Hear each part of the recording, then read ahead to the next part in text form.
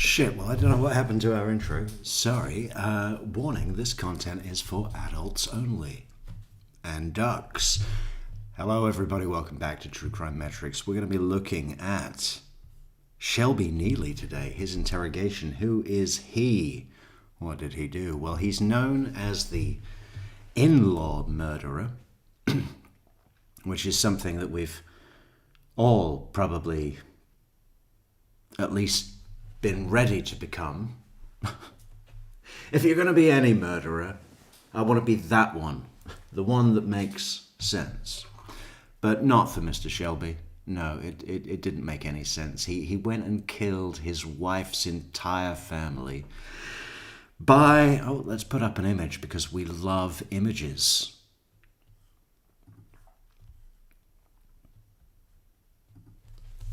He went and killed his wife's entire family by bludgeoning them to death with hammers. But that was only a year after killing her and burying her in the backyard. Yeah. He was kind of moving around the country a bit, up to Ohio, down to Texas, over here, over there. Can't come to Florida. Hey, when are you coming to visit? We haven't seen our daughter in a year. They had 2 small children. So Mr. Shelby is trying to, say to the family, hey, can't come. Maybe after Christmas. Anyway, they finally said, listen, buddy, if you don't want to come to us, we'll visit in Texas, okay? So he thought, man, okay, this is closing in, okay? I'm going to have to kill them too to cover my tracks. But he didn't do too well at the last bit of that, having left a fucking mess to clean up, right? Thinking all the time, how am I going to clean up? I've murdered an entire family in a busy older people neighborhood with all of their curtain twitching going on. He's trying to dig a hole in the backyard, like a grave hole, and he's just trying to do it bit by bit so it doesn't look like he's digging a grave, which when you see the hole, it's like, oh, that's a grave. Small one, but he also murdered their 3 dogs. Hate it when that happens. So eventually, another relative, the oldest son of the dad-in-law, the father-in-law that was murdered, he called the cops and said, I need you to do a welfare check. Don't know where Dad is. Haven't seen or heard nothing since his birthday just before Christmas, and, something's up. So the cops go around there. House stinks because there's been bodies in there rotting for 3 weeks or so. He's tried to cover them in paint. He spray painted their faces, apparently because he believed that would aid decomposition. And this thing is full of stuff. I could talk for an hour just doing the introduction. Perhaps we should just go straight into it, see where he takes us himself, right? Because it's very important to Mr. Shelby, that he not have done anything wrong. He just asks all these questions. He loves to act like he knows how to do stuff, right? He's having this buddy conversation with Mr. Green Hat Cop detective over there, who does an excellent job at making it sound like he's interested in Shelby and willing to listen, but is actually there to do everything he possibly can to ensure that the state of Florida is justified in handing him the death penalty, right, which he did get. Cruel, calculated, and premeditated. CCP, that's the standard. And of course, now you don't even need a 12-juror unanimous verdict to get death. 11 votes out of 12 will do just fine. That's exactly what he got right here on Metrics. Welcome everybody in the chat. Piebird, 2 hands, good to see you. Deborah Rockhill, king of the rocks. Cat MH. Hello, Christina, boom, Bubbles, boom, Barbara and K-Knight. Special thank you, welcome to all of our fantastic Metrics members in the chat. Fantastic. So good to see everybody. Love this interrogation. I must have seen it about 12 times already, but we're going to do it one more right now.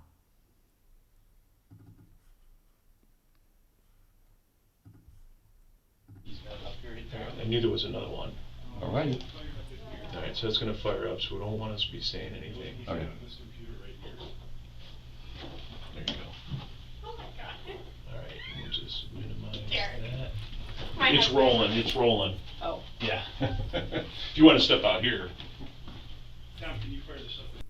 So this is in Ohio, where Shelby was apprehended, and the guy, green hat detective guy, he's flown up from Florida for a special interview because, of course, the jurisdiction for the murder of his wife that happened a year ago, she's been missing, and now they've learned that he's murdered her and put her in the backyard, just buried her right there.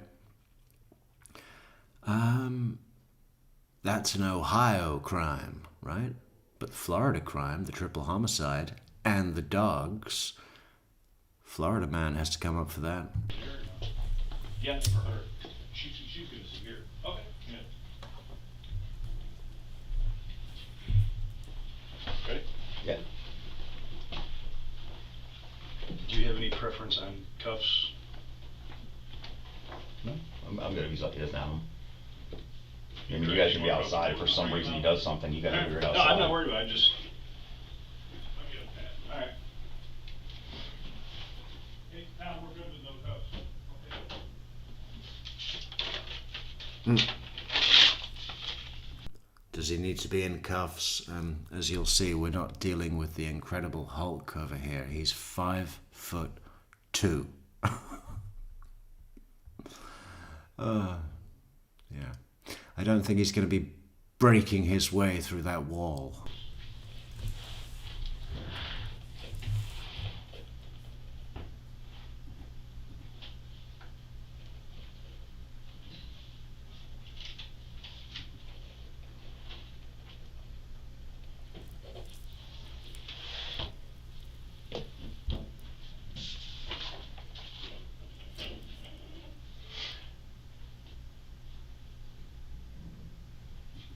So much paperwork as a cop, isn't it? Even if you're like a really good cop and a murder detective and they send you up on a plane from Florida, you gotta go to Cleveland. Get a plane to Cleveland. You know, you feel really international, you know?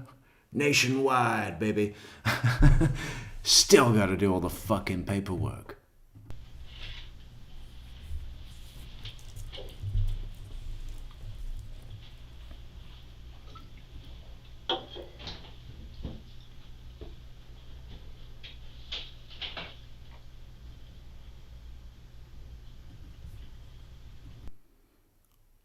I don't think we're going to see his pretty face often. Who, me? Or the suspect? I don't know. We get to see Shelby's face all the way through. That's one of the reasons this interrogation is so great. I mean, it's very much Chandler Halderson V2. Or maybe V1, because this was even before that. But you know, we've got a face-on thing of a guy. I actually want to put it to a vote. When we start to learn a little bit more about the details of his crimes, we'll have a vote on the chat that says, if you had to do one gruesome, fucked up crime, evidence, get rid of everything, which one would you prefer to do? I mean, they're both rough as fuck.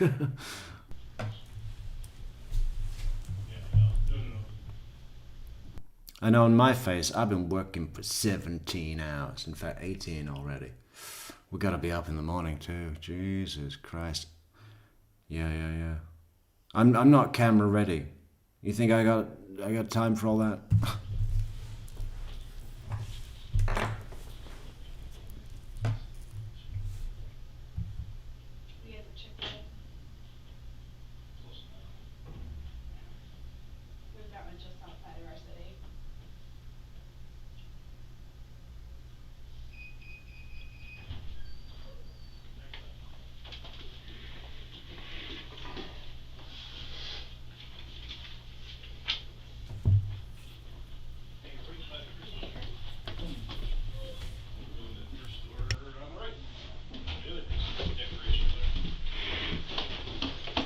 you doing, Shelby? Detective Anderson, have a seat. Cold? Another thing that I just want to say as we move into the beginning of this interrogation is that it's clearly Shelby's position on this crime, now having been caught, no way out, okay, it was you, death penalty's very likely. How does he find something of value for himself within this mess that he created? Well, it's pretty clear that he enjoys being studied, right? He's done this fucked up, horrific thing that has ruined the lives of so many people, not just the family. I mean, the extended family, the immediate family are completely wiped out. I mean, the in-law murderers. We've all been close, right? We've all been close. The in-law murderer. Oh, that doesn't sound so bad. But, what was I saying? Yeah, so now that he's committed this horrific fucking crime, and the cops all around him and psychologists are like, okay, we need to know what is going on with a guy that could do this shit. So you're being studied now, and he revels in that. It's like, oh yes, because of my layers, right? Because I'm so in depth, I have layers, and I'm very, I'm being studied. I'm a specimen. Oh, yeah. And all you had to do was cave 3 people's heads in with a hammer. Who knew? You're not a specimen, Shelby. There's millions of dickheads like you, okay? Everywhere. Just loose, all around. Very few of them threw their own lives away quite as spectacularly as you did. That's the only reason you're interesting. That's it. Enjoy it, baby. Yeah, some coffee. I heard you wanted some coffee, so we got you some coffee. I appreciate it. Right. I understand you wanted to talk to me. Yeah. Well, I thought we were going to get this done in the morning and everything. I didn't know. Would you prefer to talk in the morning? I'm here to, I want to talk to you as soon as possible. I came a long way to talk to you. Yeah. Yeah, no, I know you've come up from Florida, but I really want to go with my original expectations, and that was morning. And just because you brought me coffee, that don't make it morning, okay? So how about 8:30? You'll come back. Yeah, I know you flew up, but I was told morning. Rearrange, get it done. I'm Shelby. You need this interview. I'm going to be great for your career because I'm so layered.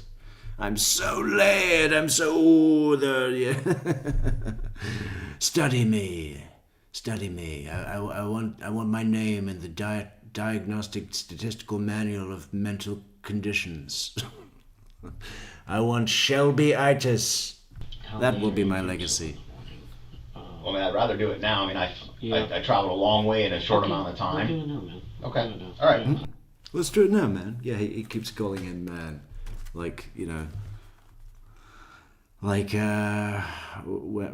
would someone say that? What's a thing that people do?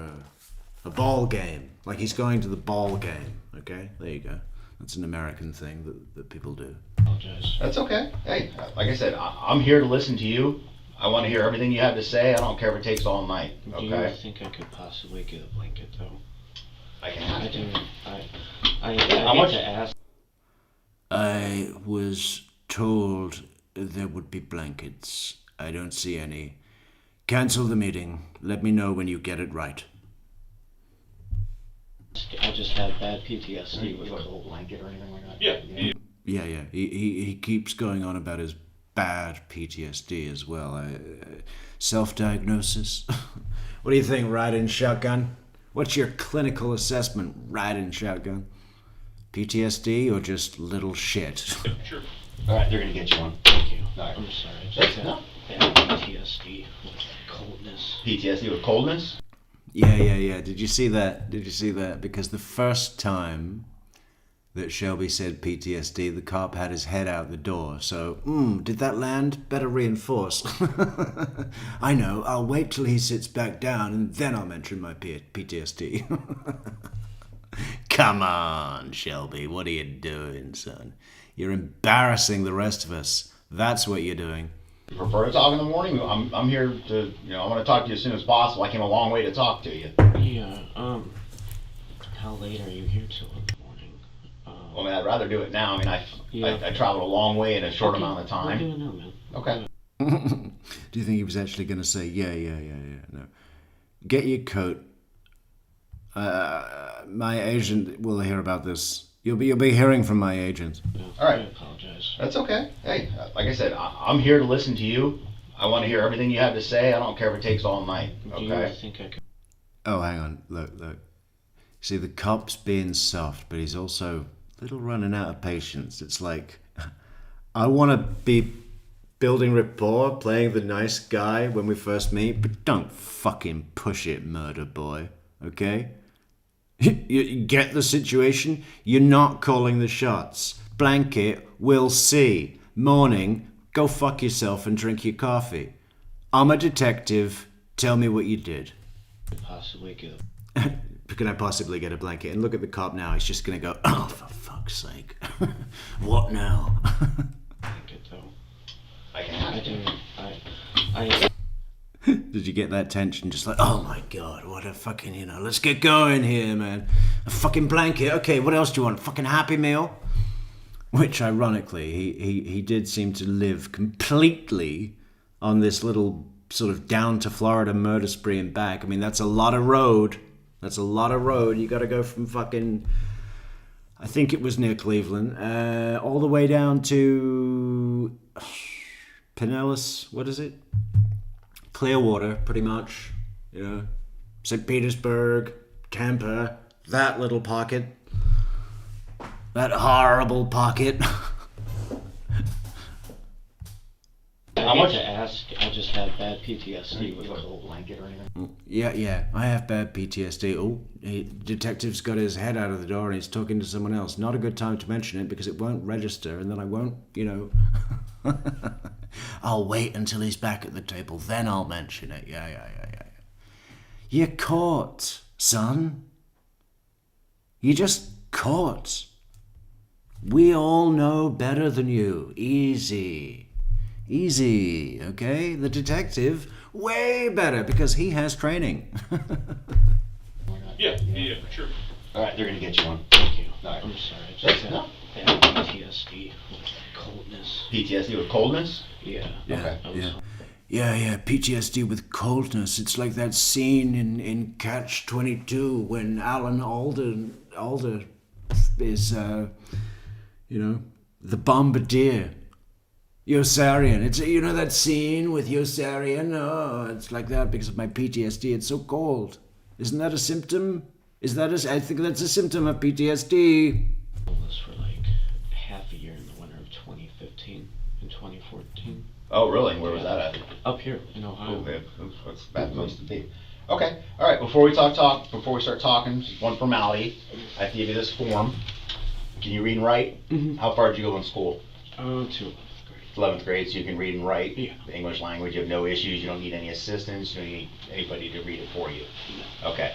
What I need you to do for me is print your full name. Yeah, he can also write poems. We'll be reading some of that later. Get ready. And I need you to read questions 1 through 5. When you get to question 6, initial yes or no. Mm-hmm. Question 7, read it, initial yes or no. Then your full signature and today's date at the bottom when you're done. Okay? I don't have to read it out loud, do I? Jesus Christ, I could not repeat what he just said. I gotta do what? Dotted line. I mean, that's how simple it should be. No? Unless you have a question. Yeah. And hopefully the coffee will warm you up and we'll get you the blanket. Yeah, sorry. No, you're good. It's cold. I got off the plane and Could I get a macchiato latte with a dusting of nutmeg? I cannot take this drip coffee. I need something. I need something with Java beans. Okay. I said, "Oh my goodness, it is freezing." You came up from Florida? Yes. I take it? Okay. So does that mean I'll be riding with you when we go down? No. No. He's got a lot of weird questions like that as well that are for nothing, right? But you know, I wouldn't. He's not feigning a catatonic state, but he is feigning this kind of like docile. I mean, he's medicated slightly, I should think, but docile, kind of like, are you the one who's going to be riding down with me? You know, very. Did Koberger do stuff like that? I think maybe a little. We got Stephen McDaniel, that's like way up on the scale, but the other one is Chandler, right? Chandler. There's a lot of nuances. I think she slept on my couch bed with me. It is the 4th. Alright, then I'll sign the bottom.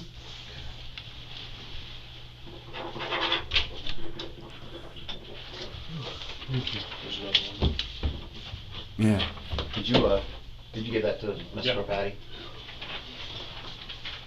Okay. Alright, well the floor is open to you, Mr. Sergeant O'Paddy. Shelby. I want to hear. Oh, Paddy. I mean, you couldn't be more Irish than Oh, Paddy. Oh, what's his first name? What's the most Irish first name you can think of? Seamus, I guess, right? Or Murphy. And Murphy is the most Irish last name and first name. If you're Murphy, then you're a double fucking shamrock. Double shamrock. 4-leaf clover, motherfucker. Like I said, I traveled a long way to talk to you. I want to know everything and anything that you want to tell me about whatever you want to talk about. Okay, and when we get done with that, if I have questions, I'll ask you some questions. Does that sound fair? Yeah, of course. Okay. Where do you want to start? Well, we're not going bullshit. We know why you're here. It's for the 3 Yeah, don't worry about the bullshit. We know why you're here. The 3 deaths, right? As opposed to what? deaths and everything. Okay. Correct? Okay, well, obviously I did it. Yeah, obviously you did it. We found the house. You didn't do much to clean it up. I mean, he had his 2 infant children with him in the house when he was trying to, you know, speed decomposition. And get this, because he's so small. I mean, the guy he murdered, we'll show a picture in a bit. One of them was a pretty big guy, right? Heavy body, dead weight. Are you kidding? What are you going to do? I mean, Chandler knew what to do. He thought, okay, I'll just cut them up into bits. And then I'll set fire to their heads. So simple. But no, Shelby wanted to speed decomposition to make them lighter, right? He said, I know, I'll go away to Ohio, leave the bodies here, come back in a few weeks when I've had a chance to, as he says, bulk up. Right? So he's going to go to Ohio and weight train like Rocky. And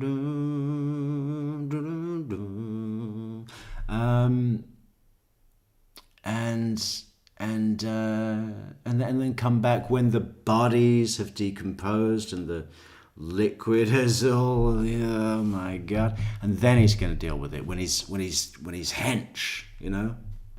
What a load of bullshit. What a stupid.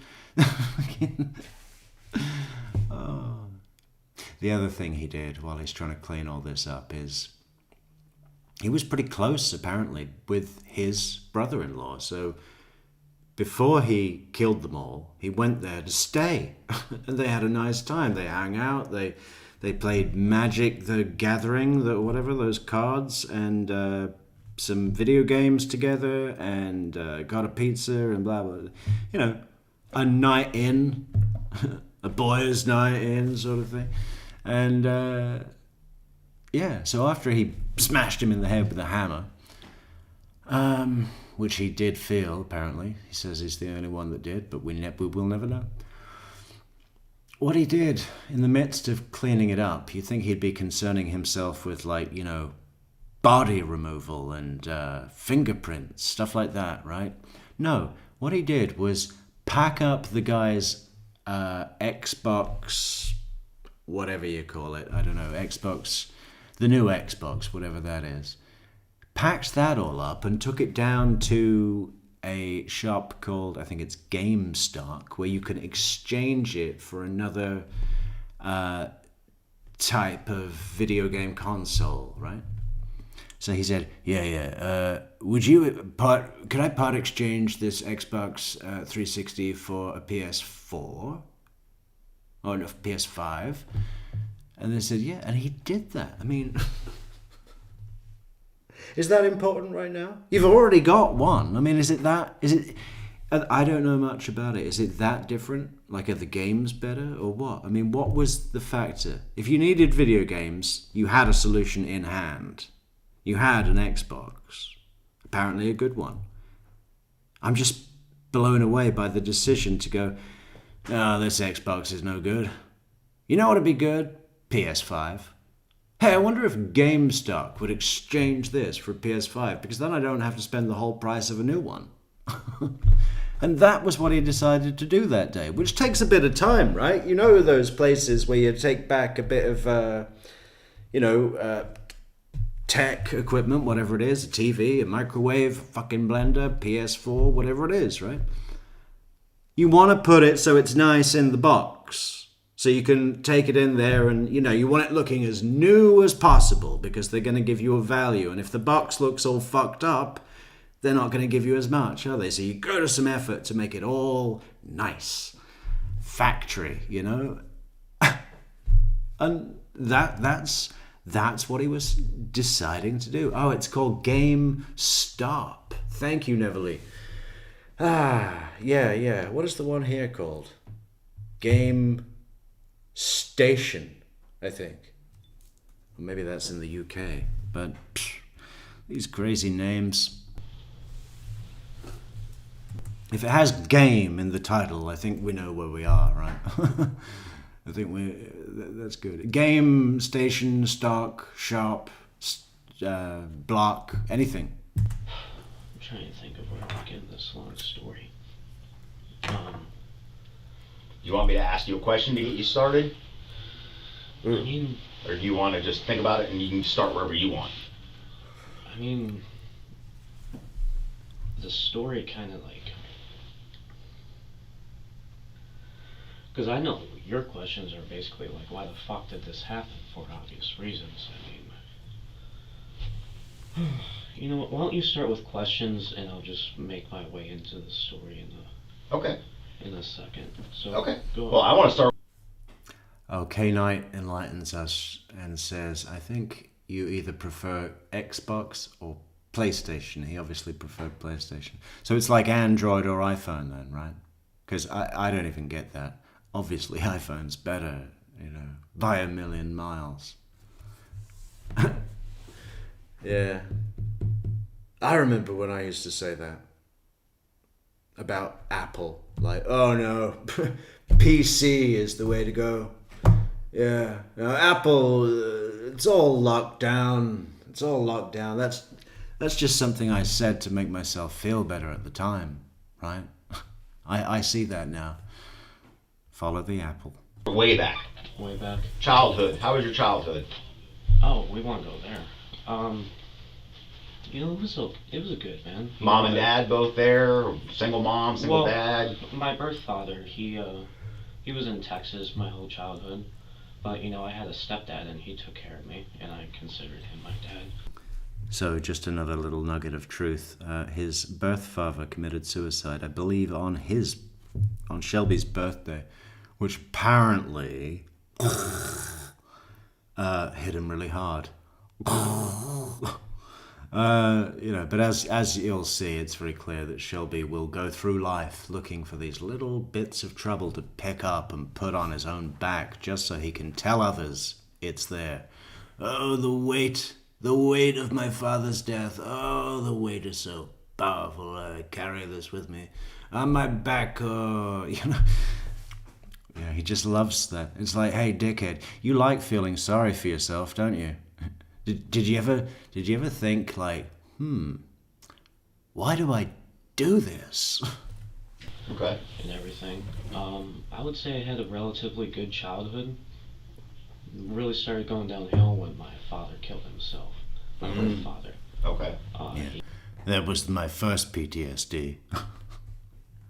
It's a new wave now. Layers. I'm so layered. Study me. How old were you when that happened? I was 17, and it was the day after my 17th birthday. Oh, I'm sorry. That's terrible. Because every time you think of your birthday, you think of that, probably, right? Mm-hmm. Yeah, that's not easy. Yeah, so I don't really even celebrate all like Yeah. that. Yeah. I bet you wish you thanked him for that fucking sweater now. Probably too busy going down GameStop exchanging Xboxes. But for the most part, my childhood was good. Are my kids taken care of? Like, my mom picked them up and everything? I can ask. I believe they were with the child protection people, but usually I was on a plane, so I can't say exactly where they are. When we're done, I'll find out exactly what you want to know, and then we'll speak to the officers that are from this area, and we can better inform you of exactly their location. Okay. So last time I checked, my mom was on her. So he's fresh off the street. I don't know if he's been arrested today. Probably not. But the bodies were not discovered until January 1st. And we see down at the bottom it's January 4th now. Okay. She may have. Yeah. Like I said, I literally, Shelby, I got off the plane and I came straight here. Yeah. And I'm sorry about all this. I didn't want to do any of this shit, man. To be honest with you. But continue with your... I didn't want to do this shit, man. This was all put on me, man. That's the other thing he goes a long way to explain to us is that, the horrible things he did to the Ivancic families. That was their name, the Ivancics. It was a horrible job. He regretted it, but he let them have dignity. He managed a way to bludgeon them to death with a hammer with some element of grace. To endure the difficult task that was put on him by a wife that just wouldn't listen. Wouldn't listen. You not been going down that college again, have you? Get your nose out of those books and pay attention to me. So your dad passes away. Yes. And then you're with your mom and your stepdad? Yes. Okay. How was it growing up? Good? You said it was relatively good childhood? Yeah, childhood was good. I didn't run into problems until literally in my early adult life. Like, literally as soon as I turned 18. So when you were a kid, how were you disciplined? There was no, physical abuse, mental abuse? No. I would get disciplined like any other kid. I was bad, Well, everybody has different... Get ground from my stuff, get my stuff taken away, but, I wasn't the easiest of children to deal with either, Like getting into mischief, or? Yeah, I was very mischievous and rebellious growing up. I also got prescribed ADHD. I just think the rebellion came from strict rules and everything, like a normal child. Right. You just didn't like the rules? Yeah, so I would just break them. What kind of strict rules? You gotta eat your vegetables. If you don't eat your broccoli, there's no pudding. Really?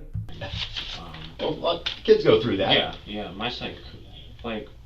don't know if I'm psychotic or not, but my psychosis didn't really start taking effect till I was starting to go through stuff.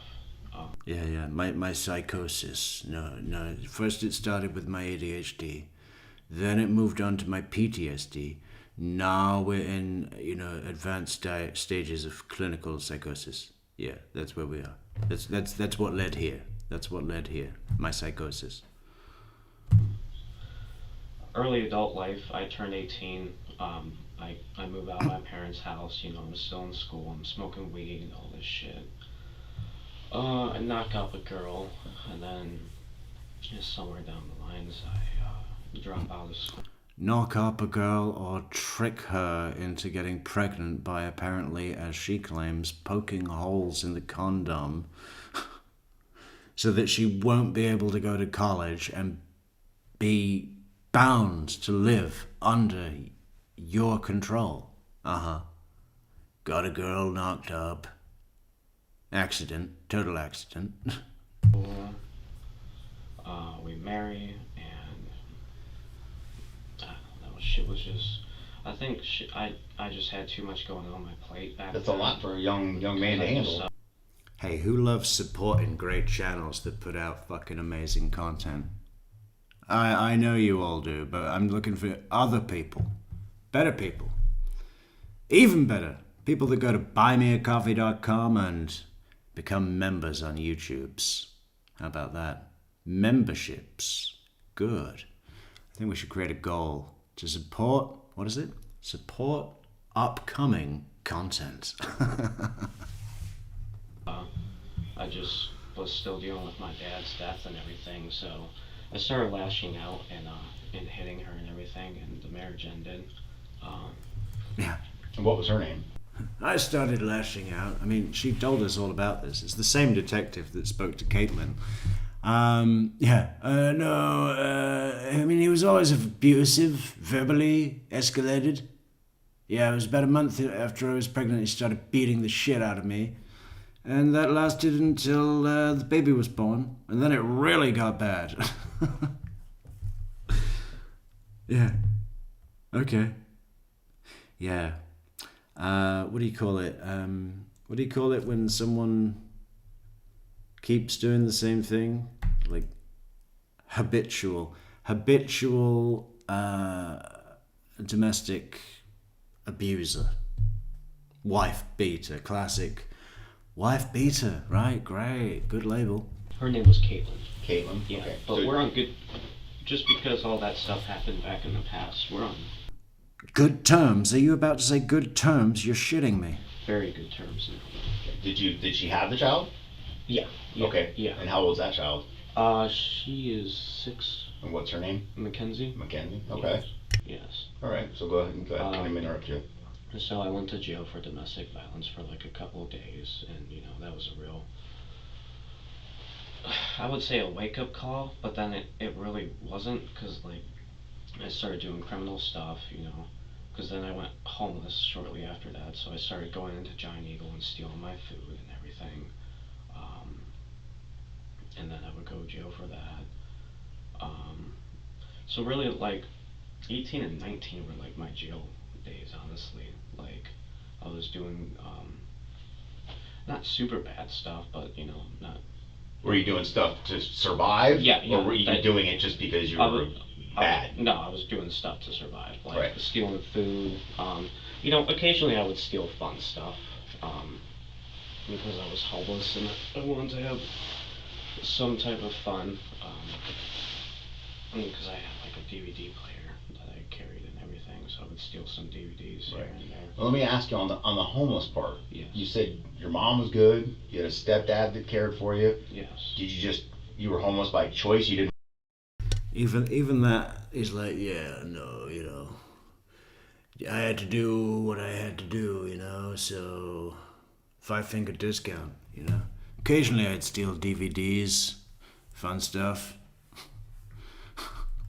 Because I'm a super criminal, yo. Study me. Want to live by rules? Oh, no. Or this was after the girlfriend and the baby? This was after the girlfriend, the baby, the jail. So Okay. at this point, But you my couldn't go parents after don't. moms? Yeah, Okay. my parents don't really see it. Yeah, we know why he killed him, riding shotgun. He killed his wife in a domestic. That was a year after killing her entire family which he killed because they were, he was trying to long them off with texts like, "Oh, really busy with the baby," and "Oh, I can't come to Florida because we've got a note from a debt collector, and if we cross state lines, then it's going to be trouble." So they finally said, after a year of waiting to see their daughter and having no phone contact and just text messages, and he was doing all sorts of things like, getting someone else to take a picture of him with the kids so it looked like she was the one taking the picture and sending it from her phone. So he's doing all that kind of game. And finally they said, "Listen, if you can't come to us, we'll come and visit you in Texas." And then he just went straight there and clocked them all out. So it was just to cover the tracks, really. But he did pretty well on the first one.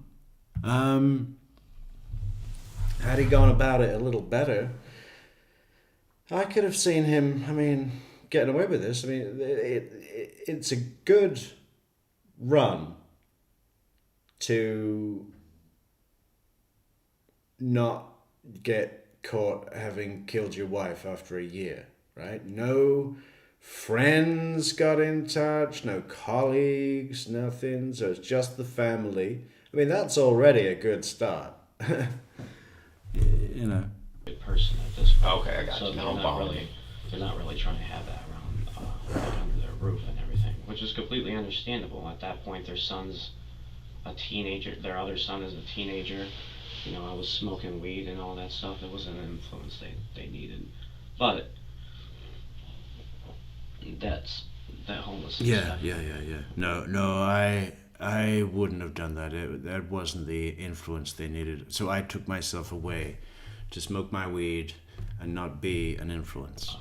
Fucked me up a little bit. Okay. Like, I could definitely tell I got PTSD from it. So how long were you homeless? Approximately? Yeah. I did an online test and gave the answers that I thought would most support the diagnosis that I intended to achieve. And now I treat that like fact. No, that is when my PTSD. I've seen the chart. And it says there's a big number at the top, and it says PTSD, and then it says 100%, and that was my result. 6 months. And what changed? When I met my second wife, which is their mother. Yeah. Jamie. Yes. Okay. And how did you meet Jamie? I was a manager at Burger King by this point. I was a manager. I was a manager at Burger King. How did he reach the ketchup? Every time a customer wants ketchup, he's got to get out a stepladder. Fucking no wonder he got fired. Brother was my employee. And where is this at? What city and state? This is Ohio. This is actually up here. Okay. Before we all moved down here. Okay. Ohio. What city in Ohio? Parma. Parma. Okay. Palmer. Okay, where's Palmer? I went with him one night and to smoke weed, and she was just sitting there in the garage, and we just sort of just hit it off from there. Okay. So, and like approximately when was that? Like what month, week, year? Do you remember? Cleveland suburb, if anybody didn't know. It doesn't I have to could be tell you exact. it was 2015. Oh, when I met their mom. Actually, I should be able to. Yeah, when you On the way to Akron. What up, Devo? met Jamie. It Doesn't have to be exact, just approximate. I want to say around April 2015. April 2015. Yes. Okay. And then was it like one of those love at first sight things? Yeah, or it was very quick. hot and heavy quick. Yeah. Okay.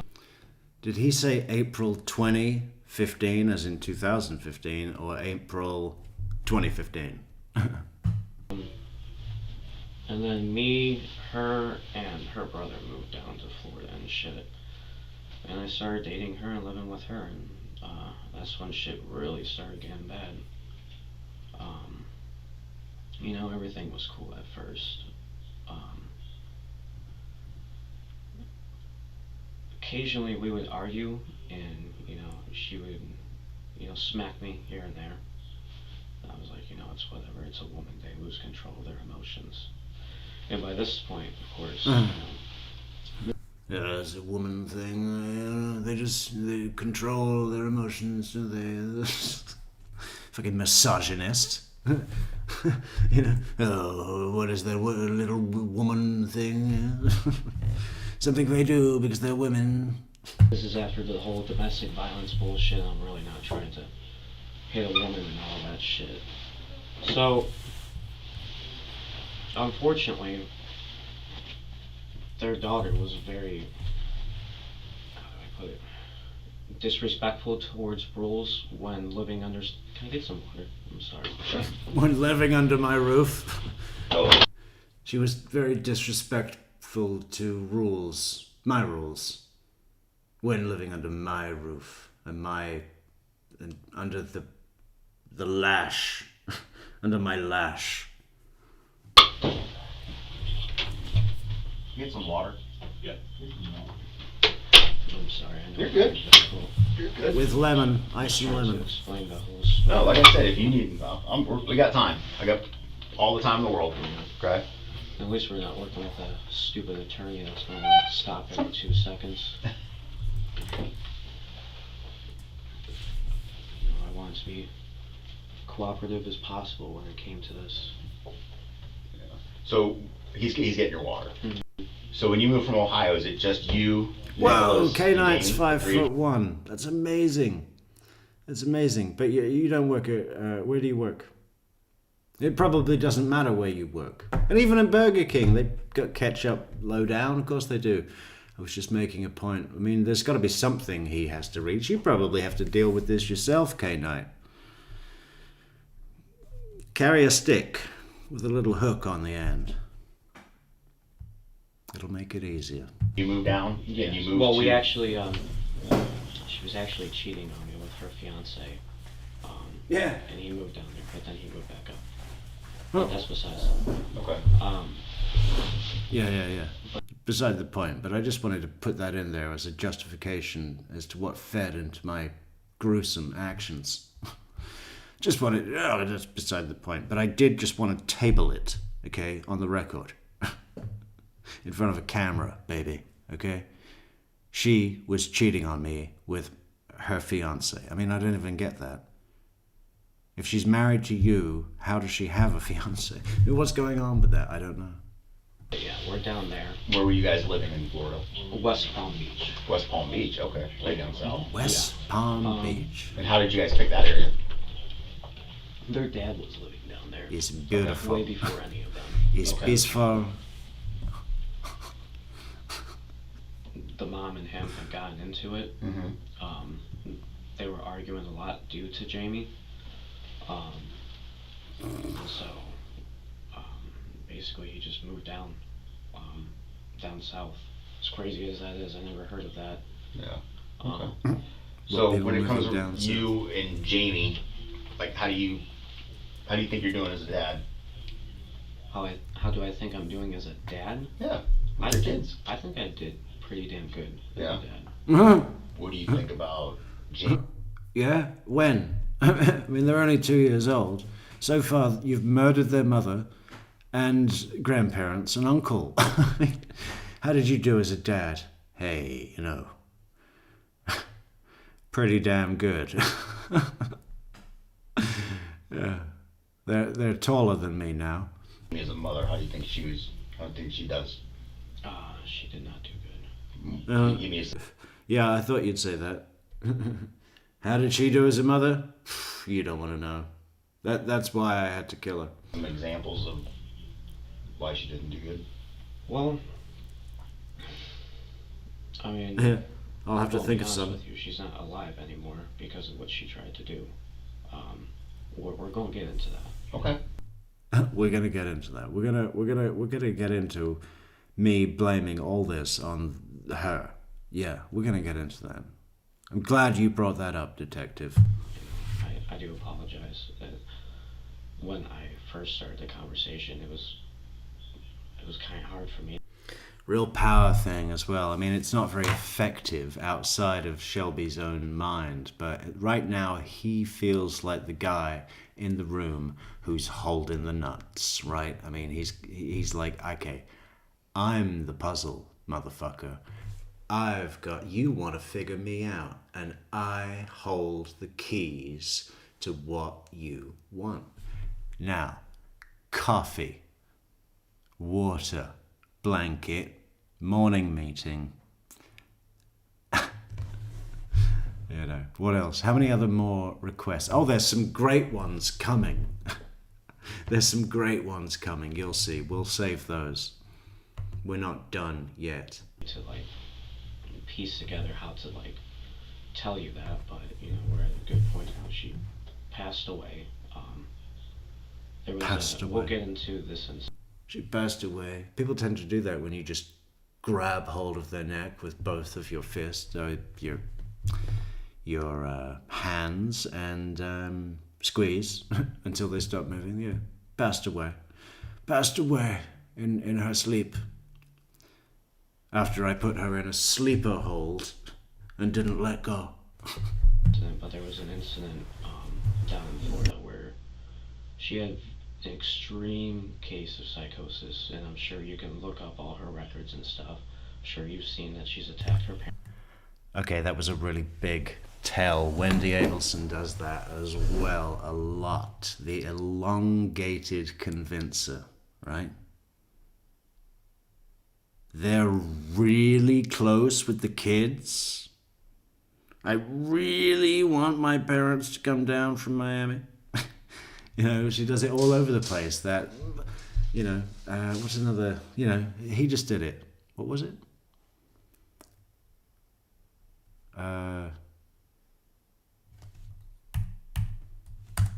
Sure, you've seen that she's attacked her parents in the past and stuff. Sure, you've seen that she's attacked. About Jamie as a mother, how do you think she does? She did not do good. Can you give me some examples of why she didn't do good? Well, I mean, I'm going to be honest with you. She's not alive anymore because of what she tried to do. Yeah. Let's reframe that into justification. Why didn't she do good as a mother? Well, funny you should ask, because that's actually why she's not here today. Because I had to protect my children. That's why I did this. We're going to get into that. Spacey Dove, how you doing? Good to see you. Fly by night. Okay. I do apologize that when I first started the conversation, it was kind of hard for me to like piece together how to like tell you that, but you know, we're at a good point now. She passed away.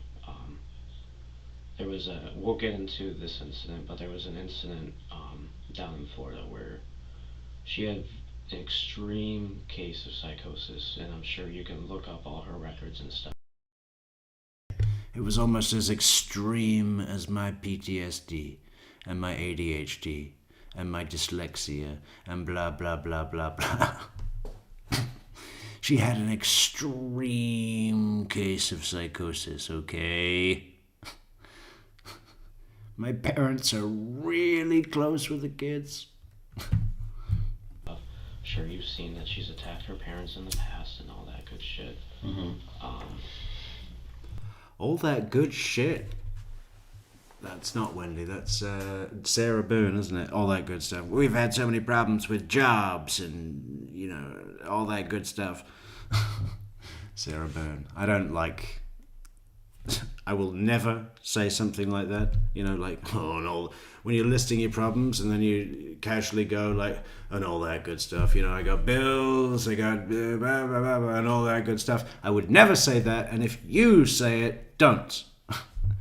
You can do better than that. She would get into a mode that she just could not control. When I tell you, it would literally be like looking into the eyes of a demon. It literally was. So she came at my daughter with a knife after she had like got done severely beating me. And there are scars on my body and shit, you know.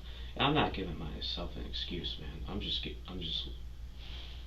telling you the reason as to why shit happened. Mm-hmm. But when you come at my daughter with a knife, you know, I have to stop you. Right. And unfortunately, When you come at my daughter with a knife, you know, That's another thing that they love to do, isn't it? When there is no justification, create one.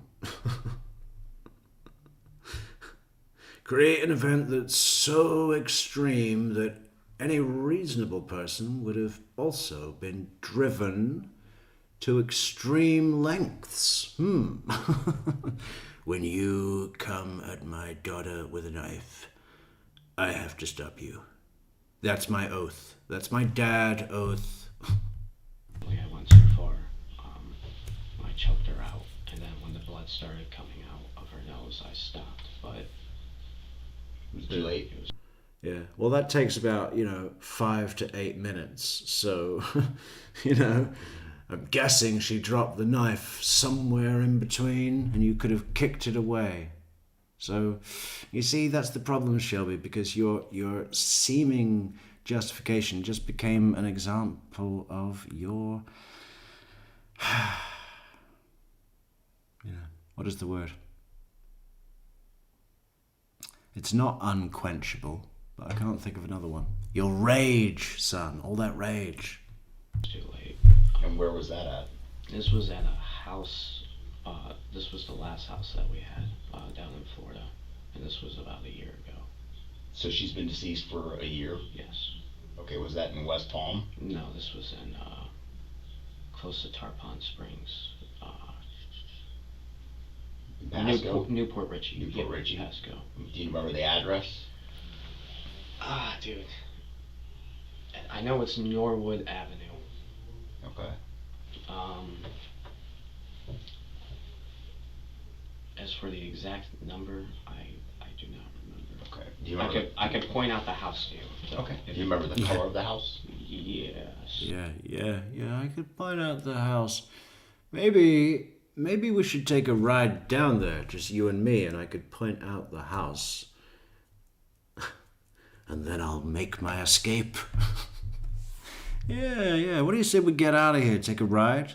Maybe get a McDonald's? We know he loves fucking McDonald's. Jesus Christ. Should be the sponsor of this crime. And Domino's. Man, I mean,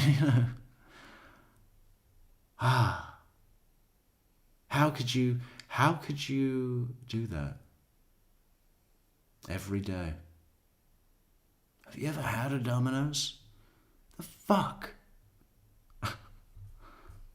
It was White House? It was, you turn on the road, it was the third or the fourth house on the left. Okay. It'll be a driveway where, it's a strange driveway where does that. And turns around and... Okay, so it's like a half moon driveway. Yes. White house, do you remember the trim? Was there like any trim, shutter trim or paint trim? I think it was like a blue shutter trim. Okay. Like I said, I could point out the house if need be. Yeah. So you choke her out. We'll take a ride. You let off of her, but she's already deceased. Yes. Where is she now? I buried her in that backyard. She's in the backyard of that home. Yes, buried. Okay. In the backyard, if I gave you a piece of paper and you could just like draw a rough map, could you draw like a rough map of where she would be in the backyard? I could point it out to you. Okay. Just because I don't know how long it's, I haven't gone there and visited or anything. There could be grass over here and everything. What I was gonna say. Yeah, I think you can remember the fucking corner of the yard where you dug a grave. I could point it out to you. Our yard was, like just a standard yard, square at the back of the house. I could point it out to you if we take a ride down there.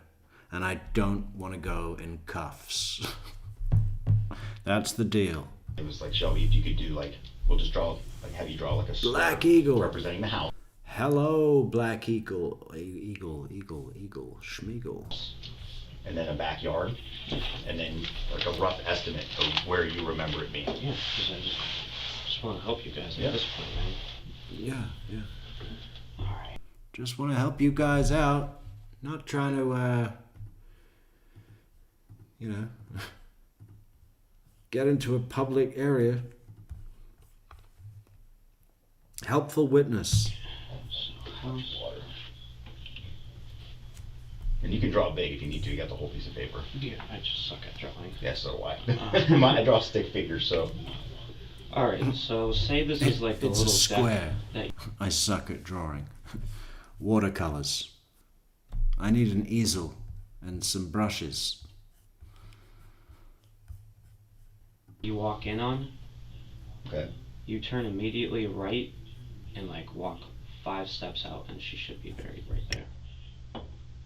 Okay. Now So I'm just gonna do some writing on here. Okay. Go ahead. So, and you tell me if I'm wrong at any time. Okay. So this is Norwood Avenue, Yes. correct? This is the front Yes. of house.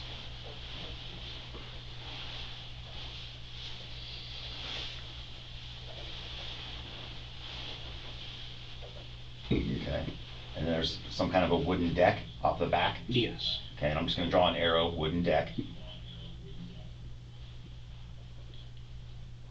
And then To the right. 5 paces to the right. To the right. Outside the deck, yes.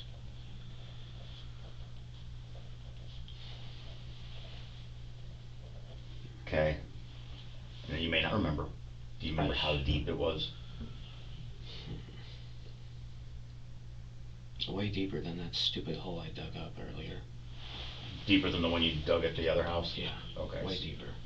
Probably like double that. So 5 feet estimate? I would 5 say feet so. deep? Okay. Okay.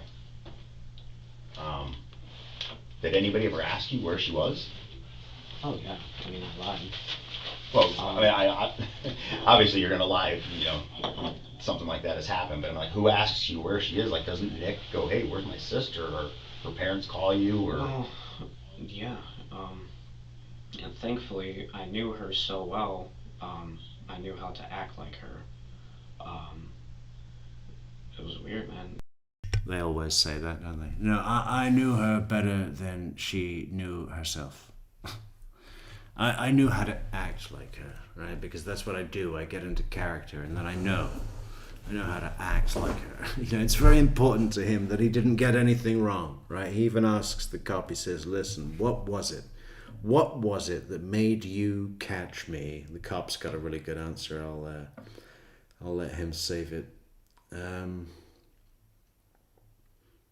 Yeah, no, he even when he's got this weird bragging thing. He's like, yeah.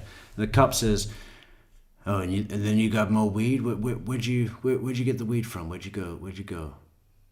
You know, he just wants to get like, he's not asking for any other reason than locating him, right? And the Shelby says, I know where to get it. Like, and he's got this sort of gangster thing he's doing with his eyes. No, I know where to get it. Like he's fucking Shadrick Nobles. Probably about 40. Break me off a bit of that. Bring me off.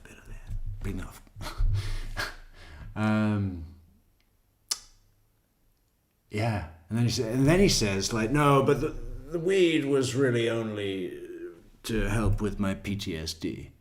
And I am so fucking sick of hearing that. We hear that almost every traffic stop there is, right? Oh no, the Xanax is for my anxiety, and the weed is for my PTSD, okay? And I also like playing video games all day, but that is for my self-esteem. You know, you would have never gotten away with this before, right? No one would have said that and had a hope of being believed, right? But now, for some reason, so many of these fuckers say exactly that, right? No, I had to smoke weed because of my PTSD. Self-medicating. It's like, no, you like getting high. You're lazy and, you know, lacking in some way, and it's comfortable for you to get high, Okay? That's it. That's all that's going on here. You know, they never talked to her over the phone or anything. I would just act like her. I was on text message and everything. You know, sometimes I would act angry at the parents and all this stuff, but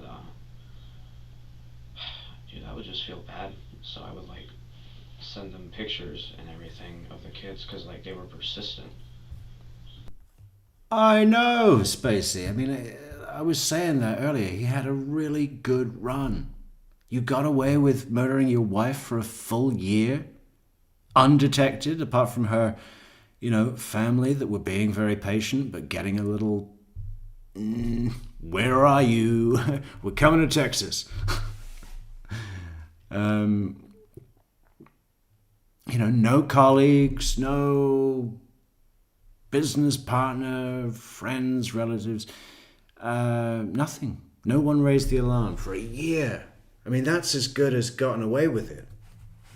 Pretty much. I mean, I know, if there's a housing development and they look up and find, oh, there's a skeleton, and then they look at who was living there. You never really away with it, are you? But good start. Not a lot of people get that far, do they?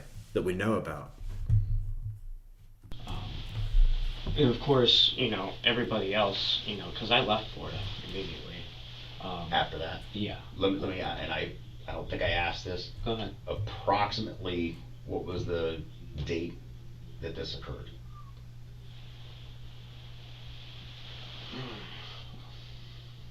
December 13th. It literally happened around the year last year. Oh no. Like, Approximately a year ago. Like literally in the beginning of 2018, like January. January of 2018? Yes, like I was gone by the end of 2018. Or not, by the end of January, I'm sorry. Okay. So do you remember if it was the beginning of January? Or end of January? It was definitely middle of January. Middle of January of 2018 on Norwood Avenue in Newport Richey? Yes. Okay. All right, so let's fast forward. And is there, well, let me stop. Is there anything else that you want to discuss about that incident that you think's important, or that you want to get off your chest? Or... No, I mean, this is the type of shit she did to me. She, Oh my God. Fingernails and... He's showing him fingernail injuries from a year ago. What is the point of that? I mean, even if it was really, really bad, it's going to have healed. Knife or... This was a knife. This was a hammer. That, the mark right here? Yeah. Oh, you like hammers?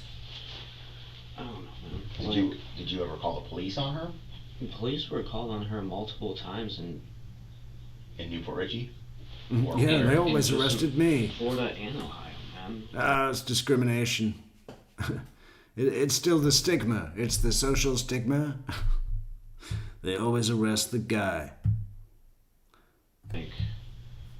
But I was just under her control, man. Like, I know I come across as the evil one, and quite honestly, I am. I'm a monster for the shit I did.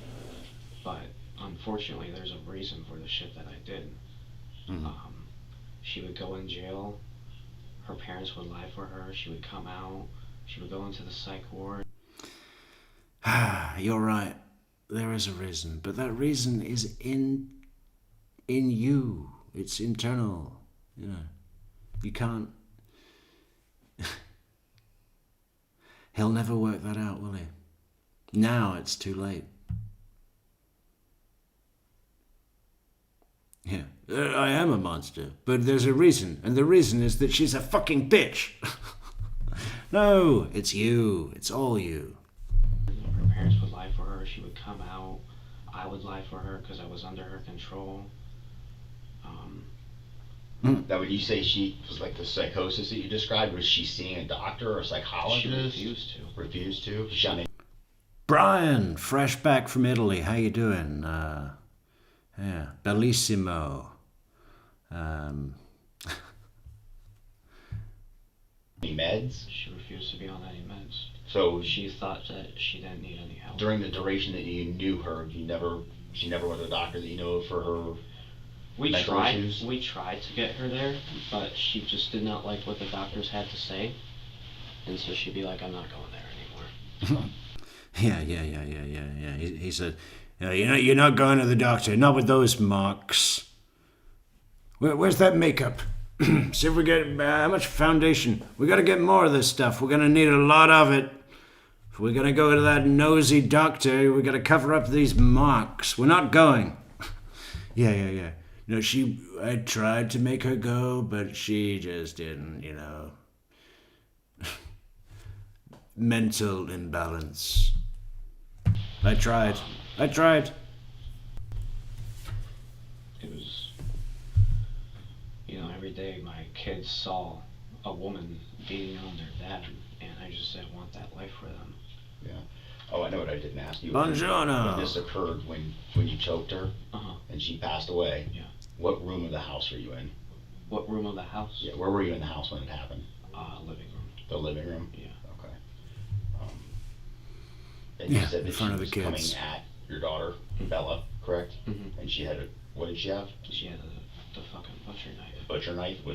So you're saying was it like raised up? Like Yeah, no, dude, she was coming at her. You don't understand. When she gets into those modes, I've seen her mom get in front of her, and she smacked her mom like it was nothing. Mm-hmm. Like, she had schizophrenia, bipolar, and... Undiagnosed, right? That's Yeah, schizophrenia. We did an online test that I filled out for her. Said she was schizophrenic. That's her diagnosis. Schizophrenia, PTSD, extreme psychosis, and what was the other one? Dr. Shelby. Do you think she had, or No, was it it was diagnosed? diagnosed. It was diagnosed. It was Okay. diagnosed. Okay. She was, during her childhood, she was seeing nothing but psychiatric doctors, and especially in her teenage years, because she was a wild child. Her parents would let her stay out till whenever. He does that thing where he's speaking like her, parental superior. Oh, she was a wild child. Back when she was a teenager, oh, you should have seen. You should have seen the things that she did. Irresponsible. Reckless. We come home at 6 o'clock in the morning. She told me she did 30 hits of acid in the course of 2 months, which is insane. What was that? 30. I think that's my old prescription. It is a wonder how I've retained any motor skills whatsoever sometimes. It's a fucking mystery. Maybe I got it just right, the perfect balance between madness and genius. It's remarkable how often those two traits coincide. Like Steve Jobs or that other one, the prick who invented DNA. Forget his name. Like, Do you remember the time of day it was, or was it at night when it happened? it was midday. Midday. When you said you intervened, were you injured at all during that episode? Yeah, that's what that's from. So the scar on your right forearm that you're showing me about mid forearm, that was from the incident, January 2018, from Jamie. When you intervened, you got cut with a knife, and then you. Well, this was before the intervention. She had already beat me up. I was already cut up and everything. But I'm saying was on the night that you. Hey, what does everybody think about if I move the chat over here? That just feels like, I don't know, it was a bit too heavy on that. That's more balance, easier on the eye. Perfect. It's perfect. Killed her. Did you get injured that night? Yes. So when you intervened between her coming at your daughter with a knife, you sustained that injury. Okay. In the living room of the home in Newport Richey. Yes. Okay. All right. So you leave Pasco County. Where do you go to with the kids? Ohio. You go back to Ohio. Yes. And you stay with who? I stay with myself. Stay with yourself? Yeah, I had some money. I threw down on a place. Sorry, I'm just readjusting myself. You're fine.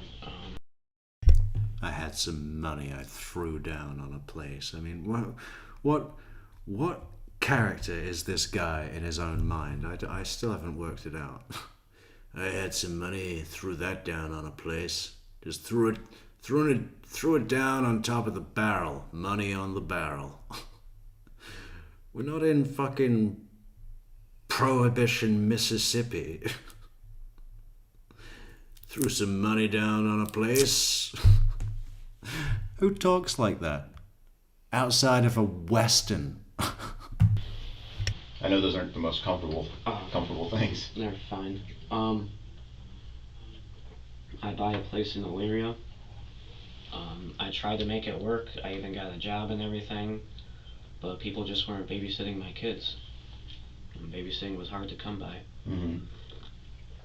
And of course, They weren't babysitting my kids for free. I went out to do my lazy boy things. You know, I had to go down to GameStop to exchange the Xbox for a PS5, and then I had to go to the dispensary to pick up my fucking marijuana gummies, and then it was back home to Netflix and chill. So they wouldn't babysit. Babysitting is hard to come by, not to mention pay for, which I've never done. That's what family's for. You stick with family. Family will do all the things that you should pay people to do, but they'll do it for free. Because I was really cut up when my father took his own life. The next day after my birthday, ruins. Oh. in that time period, I was afraid to get on welfare because it's like they're going to be looking for Mom. They're going to be like, where the fuck is mom? And then, so I last there for like a couple of months. And then I can't make it. My parents can't help me because my brother has cancer at this point. He beat it though. Okay, well, that's good. Yeah. So I have to He beat move it. to Texas. He beat it. But the good news and the whole sort of feeling of jubilation that the family felt when my brother beat cancer was somewhat dampened by my quadruple homicide charges and inevitable death sentence. Yeah. Really, you know, threw water on the birthday, not birthday, the beat cancer party, you know. To where all my other family is at. So I did that for like half a year, I believe. Who did you stay with in Texas? I stayed with my granny for the most part, and then me and her got into it. What's her name? Yeah, I stayed with my granny for the most part. I said, "Hey, Granny, great to see you. Wouldn't it be great to spend some time?" Then I started eating all the food in her fridge, leaving the kids with her for an unspecified amount of, you know, open time with no information. And, yeah, smoking in her living room, smoking weed in her living room all night. So she'd get up in the morning and her fucking house would be like a Amsterdam coffee shop. Yeah. And also, I didn't have headphones, so my PS4, I like to play it quite loud because that's how I play. And she had a problem with me doing that at 4 a.m. Oh shit. Deborah Gray. Deborah Gray. Okay. She's still living? Yeah, she's alive. Okay. Then Yeah, she she's kicked me alive. out because she couldn't handle the kids. But I was working a good job. I was working in the oil field for a while. Be better if he just said, "Yeah, I didn't kill her. I didn't kill that one, Granny. She'll be dead soon anyway." There. And then I get another place and I'm working and everything. I'm still trying to shake off Jamie's family for the most part, and it's just Are they pestering you? Like, where is she? We haven't seen her. no, it's not even that. Or she's It's still you're still doing the texting Yeah. like you're her. Yeah. But did she have her own phone and you had your own phone, or did you guys only have one phone that you shared? We only had one phone. Okay, because I was thinking to myself like you had to keep. We only had one phone. Yeah, she had a phone when we got together, and I said, "You're not going to need that anymore. The only person you should be calling is me, and we're always together. Apart from when I go out and lock you in the house for your protection. Now get your head out of those books and pay attention to me." Paying the bill to keep Oh, playing yeah. like you were her. Yeah, Okay, so no, you I- shared a phone and you just pretended to be her. Yeah. Okay. Yeah. Well, I wouldn't really call it sharing a phone. It was mostly hers, but yeah, that's how that happened. Okay. Uh, So Granny says you need to go. yeah, I get my own place, and then I had my own place for like another 3 months. So we're getting towards the end of the year, and unfortunately now I'm seeing something has to be done because I don't want to get caught, and I basically go down to Florida. I do that. Okay. Well, let's back up because I want to. Yeah. We need to be as specific as possible. You're doing awesome. Okay. At what point in time, what month was it like a spur of the moment thing? I'm going to Florida, or were you like devising a plan like I need to go to Florida? It was more of a spur on the moment thing, like. Okay. So what day of? I'm assuming it's December. Yeah, and maybe if it was spur of the moment, it won't be premeditated. Yeah, well,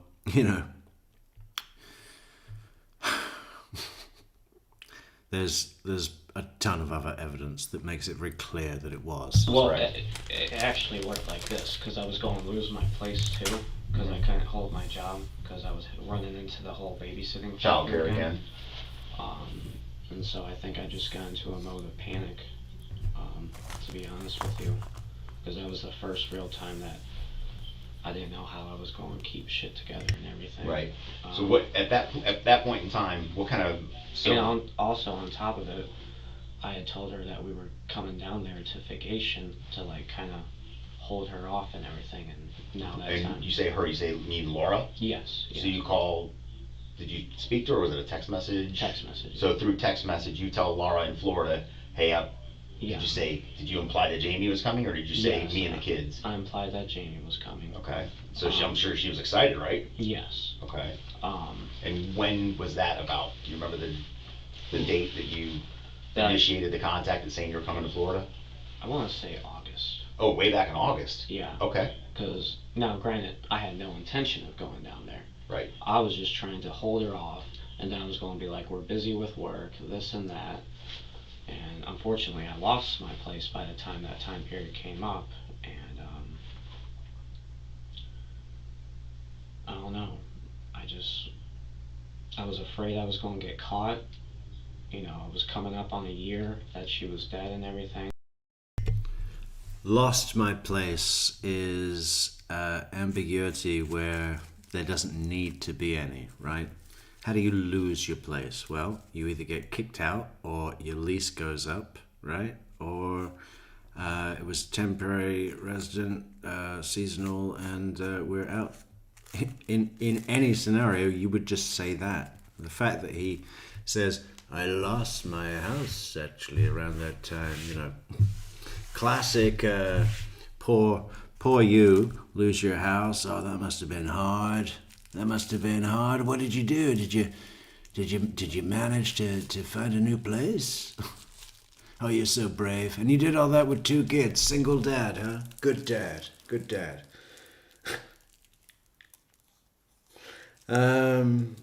Yeah. What was I saying? Yeah. You would just say, my lease was up in April, so I moved. Or you'd say, yeah, you know what? I fucking landlord was a dick and just like changing the locks. See you later. Don't like it, sue me. either scenario you would say, unless you were hiding something. Right? I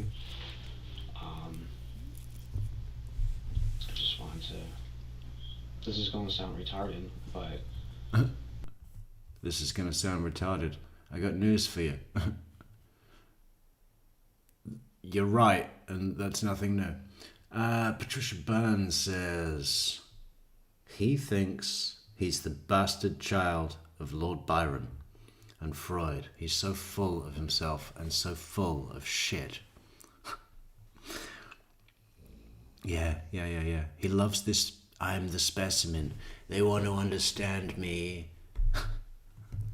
You know, maybe, you know, he just loves that. And he loves holding the balls, right? You wanna walk around my mind? You wanna find out about all my layers and what made me this twisted? Get me a coffee. buymeacoffee.com/True Crime Metrics. Support upcoming content. at the end of the day, I just wanted to make sure my kids were okay, you know? So were you worried that they were going to try to take them from you? I was worried that they were going to try to take them from me. I was worried that... Honestly, no offense to them, they were great people. Sounded like he was going to reel off a list there, didn't it? But all he actually did was repeat what the cop had said and then act like he was trying to think of the next thing. So he didn't contribute anything to that list that came from him because it wasn't there, right? See that again. Going down there. Right. I was just trying to hold her off, and then I was going to be like, we're busy with work, this and that. And unfortunately, I lost my place by the time that time period came up, and The little rise in intonation as well. Unfortunately, I lost my place. You know, sounds like he's recalling some surprising, stressful situation. I wonder what it was. This is Texas he's talking about, right? I think. He's moving around so much. He's up in Ohio, he's down to Florida, he's over Texas, back, you know. Too much.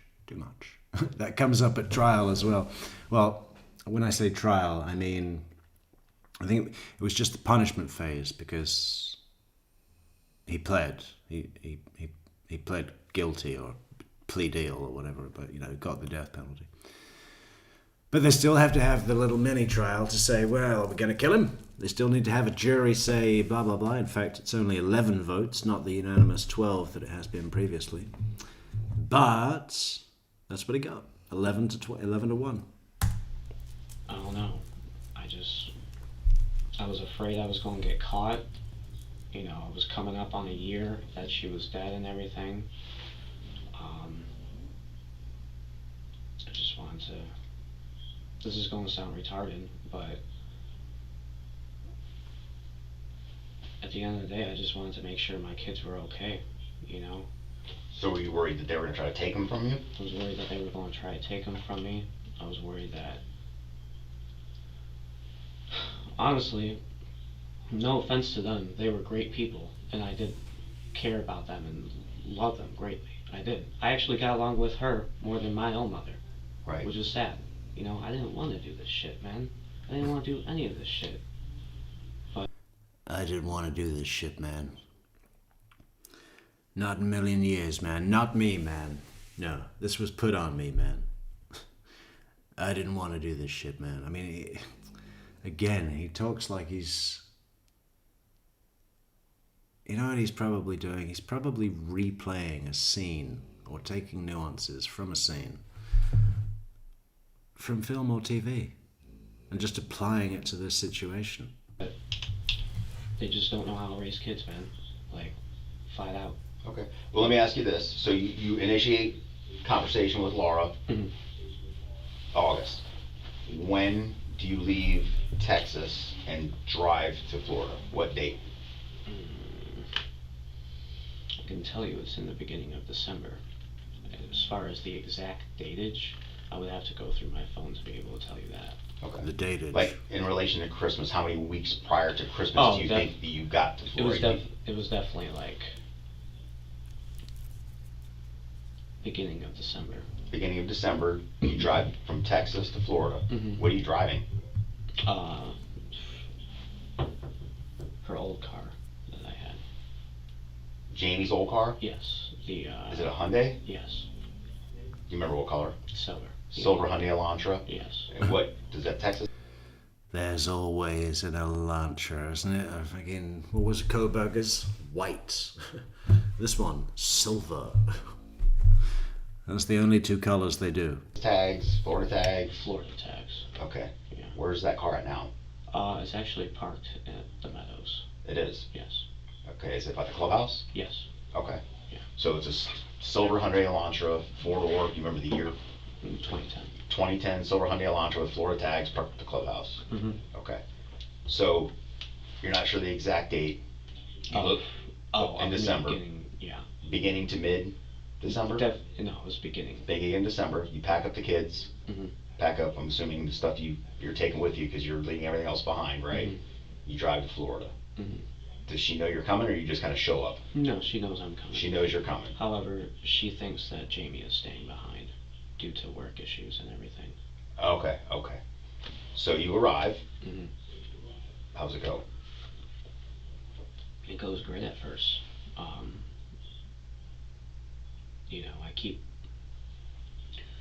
I kept putting off killing them. If I'm going to talk about this moment, we're going to talk about it. I put off killing them, and I tried to look for every alternative not to do it. And of course, I didn't have to do it. Go to the police and turn yourself in for murdering your wife. It's easy. What are the alternatives that don't require killing a whole family? Or just like go for it. Just fucking hit the border and just I mean, you got to think that'd be fun, huh? If you're really, really in that situation, you've murdered your wife, but you've gotten away with that for a year. The only people that are even remotely on your case about that are her family. And, you can be, there's not going to be any, it's a pretty good indicator that you're not on a watch list for the border or something, right? Like, stop this guy, he's a murder suspect. You can get through. And then just go. Grab all the money you can and get as far as you can and just see what happens. I mean, fuck, yeah. That would have been a better option. There was no reason for me to do all this, but... Hang on, I thought you said there was a reason, because she was crazy or something, Oh, blah, blah, blah, blah, blah, blah, blah. Putting it off, they were enjoying time with their grandkids, and... At what point in time did you decide I have to kill them? Was it when you were driving there? No. I fought with it literally up until I did it. Yeah, I was fighting with it. Oh, it's just back and forth. Didn't want to do this, man. Not me, man. No, man, this wasn't me, man. Okay, so when was your first thought of, I need to kill them? Oh. You see, the detective, he's pretty laid back and he's all, very gentlemanly and non-judgmental and all those things, right? Very comfortable as far as it can go. But he's really in here just to get on record everything that the prosecutor is going to need to say, yep, death is appropriate. When did you know? When did you first have the idea, I'm going to kill them? That's going to the premeditation thing, obviously. Then later on, he's got this good one where he says, you're not an idiot, right? You held down a job all those years. You know the difference between right and wrong, right? You know what you did is wrong, right? And of course, that goes into, not, what do you call it? not guilty by reason of insanity. You have to know it's right and wrong, blah, blah, blah.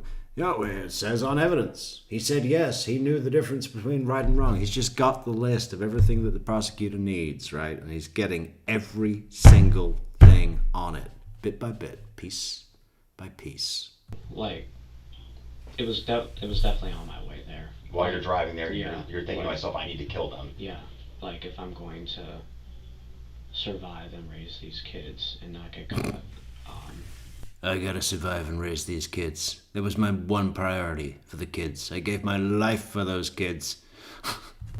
And then I get there. Because they posed a threat to what you believe was a threat to your custody of your children. Yeah, well, not even the custody. Like me getting caught, and I didn't want them raising my kids.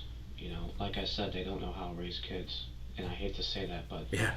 they're That's why I had to kill their daughter. I don't want my kids to grow up learning from them because someone else like me will come along and have to murder them because they weren't raised right. very great people. The kids that they raised did not come out good at all. Right. Jamie was prime example. You know, Nick, he was just, he wasn't even a person. He was just there, just living. He just sat there, played video games, went to work. Okay. So you Sorry, I know I keep getting off track. No, you're doing great, man. It's just that this shit's hard for me, man. You're doing great. You're doing great. While we're in the steps, I'm trying to get stuff. I don't want to forget things. Of course. And I kind of want to try to, as sequential order as we can, so we're not jumping around. You know what I mean? If I'm being honest with you, we've been doing awesome on the order. Like, Okay. as far as time and everything, as far as, like, chronological order. Okay. We've been doing very good. Okay. So you get to Florida. Do you keep your car at the clubhouse all the time? No, it was parked in their driveway. It was parked in their driveway a couple times? Okay. Mhm. So you get there, where are you sleeping? I'm sleeping in that first room on the right. First room on the right. I know you've been in the house. Yes, I have. The first room on First the right. room on the right. Okay. Where are the kids sleeping? Are they sleeping on the couches? No, they were sleeping in there with me. Sleeping in the bed with you? Mm-hmm. Okay. So go from there. You get there, you said everything was going great at first, right? Yeah, by the way, also what made things easier to not be able to talk on the phone with them, for Jamie not to be able to talk on the phone with them, there was a debt collector from the old house, because, the old house got trashed. I kind of trashed it to, like, make them not really, like, think that there was a dead body there, Try to throw them off. Yeah, I was trying to be intelligent. It was the most unintelligent thing you can do. Well, while we're talking about that, when you put her in the grave, you cover it, did you do anything to, like, disguise the top of the grave, like put leaves over it or anything? Because I've seen, you look at the backyard, you don't want to see this fresh pile of dirt. Yeah, no, I put something over it. It was, we had a bunch of, like, these wooden, oh god damn it, what are they fucking called? Not wooden planks, but, like, basically there was a bunch of shit that could have been used for construction in our backyard that I, like, put over. Just the laid grave. it over the top of it. And what did you do with the excess dirt? Just spread it around the yard, or? Oh, I just put it all in the grave. It all fit in there. And then I just, like, smoothed it out and then put stuff over it. Okay. All right. So fast forward, we're back to your Tarpon Springs. Your kids are staying in the bedroom with you. You go down the hall, first door on the right. Yeah. Correct. Yeah. Okay. So I'm there for. That is bullshit. Even if you dig a hole and then put the same earth back in, it's more volume and sticks up because it hasn't been compressed. If you put a body in there as well, that obviously takes up more space, right? I mean, what did he do? Probably a good 2 weeks before I killed him, though.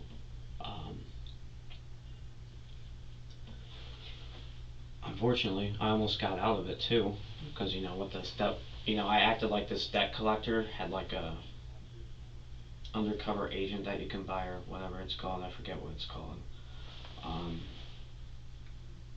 But basically, I made it seem like that this debt collector knew where Jamie was at if she were to enter Florida. So then at the end they were like, well, we could just come to Texas with you and visit her. And then on that day, He was probably hoping that they'd say, "Debt collector, do you guys need some money? Will you be able to visit if we pay the debt collector? Okay, well, why are you 2,000?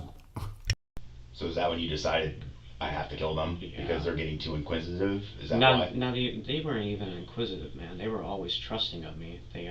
And do you remember what the date was? December 15th and December 16th. December 15th and December 16th is when you killed them? Yes. Okay, do you remember? The Okay. parents, go ahead with the question. No, I don't want to stop you. Go ahead. Um, You said the parents. the parents passed away first, and then I dragged their bodies into their room, cleaned it up, waited for Nick to get home, spent one last night with Nick, and then when he went to bed, I killed him too. Okay. I basically tried to make it to where they didn't see it coming and they didn't feel any pain. Okay. That was my Okay. main So concern. you're saying the 15th going into the 16th, correct? Mhm. So it's late at night. Well, they died at like 1 and 2 in the afternoon. Okay. And then, like I said, I take their bodies, I clean up the mess. Nick comes home around 5 or 6. We hang out and everything. Nighttime comes, he goes to sleep, and then I get him. Okay. I just want to get it, like I said, I just need details. Okay, so 1 or 2 in the afternoon, you're there with the kids. Okay. Where's Rich and where's Laura? Alright, so Like who do you Laura- go to first and then second and Laura goes to the store, Nick's at work, and that's the perfect time to get Richard. So he's got his back to me. where's he at? He's in the you enter the house, you go to the left, that dining room type area. Correct. Is That was where blocked off by the couch and everything. Yes. Um, Where you had the kids' toys set up yeah. in there. Okay. Yeah, that's where he passed away. Okay. And you said you didn't want him to see it coming. Yes. What did you hit him with? A hammer. A hammer? Yes. Okay. And I basically killed him with it. Okay. So I'm assuming. Hey, thank you so much, Stacy, for this super sticker. That is very kind of you, Stacy. You brighten our world. You say where's the first place you struck him with the hammer? In the back of the head. Back of the head, like right in the middle of the back of the head. Yeah. You just came up behind him and Yeah. hit him. Does he fall? Yes, he falls. Just falls to his knees or No, he's unconscious, and then one shot he's out. Well, he's Unconscious. unconscious. Yeah. Okay. And then I whack him again a couple of times on the head to give him a quick death. Do you remember where on the head? No, because if I'm being honest with you, I wasn't trying to commit the act in the first place, so I'm not really trying to look. I know I definitely. No premeditation, wasn't trying to commit the act. It was my wife. She did this through me. I got him right here, Mm-hmm. but all I really did was bash him a couple of times and then walk away. Okay. And then he passed away. Did you hear him still breathing or? When I did, I would go over there and whack him just to try to get him to be done because I didn't want him to suffer anymore. So, after you hit him the first couple times, you walk away, Mhm. and I just don't want to put words in your mouth. You hear him, so you go back and you hit him a couple more times? Yes. I know, Patricia. Patricia says I bet he's copped a few black eyes over time with his stupid arrogance. Yeah. And it's great because he's just the right kind of size that you could, comfortably punch in the face without even hurting your hand, right? Okay. And how many times did you have to keep going back? That was the only one time that I had to go back. Okay, so if you had to guesstimate how many times you struck him with a hammer, what would you think? I would say 5 to 7 times. 5 to 7 times, and it's right in the area by where your kids' toys were at. Yeah. Okay. Where are Bella and Oliver at when this is happening? They're in the room. They're in the bedroom you were staring at with the door closed. Yes. Okay. Did they come out? No, they can't open doors or anything. They can't open doors. No. Okay. No, I had the room completely baby-proof for them, so they were safe. They never saw anything of that sort. So I always kept them away from that. Because you said that was the 15th into the 16th, right? Yes. So 15th at 1 to 2, Rich, right? I would say yes. Okay. Laura comes home from. Okay, so Rich goes down. You know for a fact you've killed him. Yes. What do you do next? Yes, I know you said you drug him, but how do you drag him? He's a big guy. Oh yeah, he definitely was. I had to use that carpet. However, where was that carpet located? It was right underneath him when it happened. Oh, it was? Yeah. Okay. However, I waited until the mom got home to move. So you left him there. Coffees. We love coffees, Stacey. Thank you for asking. Yeah. We love it all. We love it all. We love memberships. We love PayPals. We love Patreons. We love coffees. We love it all. It's all very fun. On the rug until mom comes home. Yeah. Now when she comes home, does she come in through the front door, that sliding door? She comes in through the front door. Through the front door. They never came in through the sliding door. Okay. I don't know if that's important or not. Information for you. But so where are you at when she comes in the front door? Oh, I welcome her and everything, and then she's walking towards the kitchen, and then I get her before she sees anything coming. So she never saw her husband laying there? Mm-mm. Okay. So was she carrying groceries? She was carrying coffee. Carrying coffee? Yeah, do you think she... Sad. Okay, so she's carrying coffee. She never saw her husband laying here. Do you really think he gave a shit if she did? Oh, don't look at that body before I murder you. Yeah, right. Don't look at that. You don't need to see that. Whack. Oh, no, definitely. She didn't see the body. No. She never knew what was coming. That's why. She died with dignity and no fear or pain at all. I made sure of that. Because I wanted to do this with grace, okay?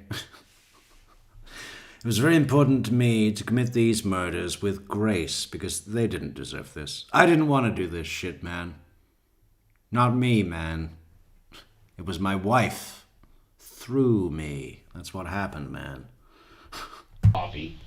You greet her at the door. Yeah, and she then starts walking towards the kitchen. Still doesn't notice her husband. Okay. And then I basically take her out before she can notice anything. Okay, and where do you hit her? Same place. Back of the head? Yes. Okay. She drops immediately? Mm-hmm. Okay. And then... So she's in the same room as her husband?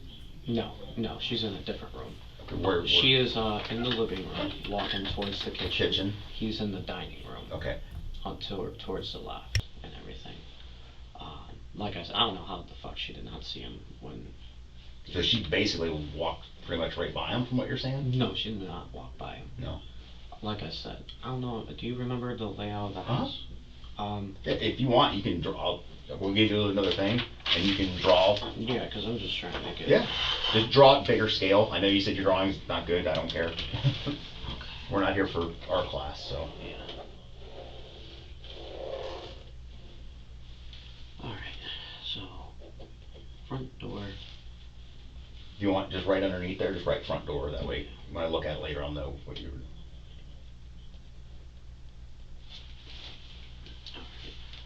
And then this is where he would be at. Right, just right underneath it, Rich, for me.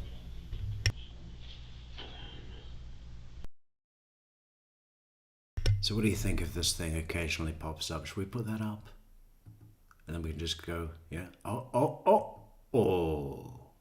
And then goes away. Oh. Very nice. Goes away. Oh. Very nice.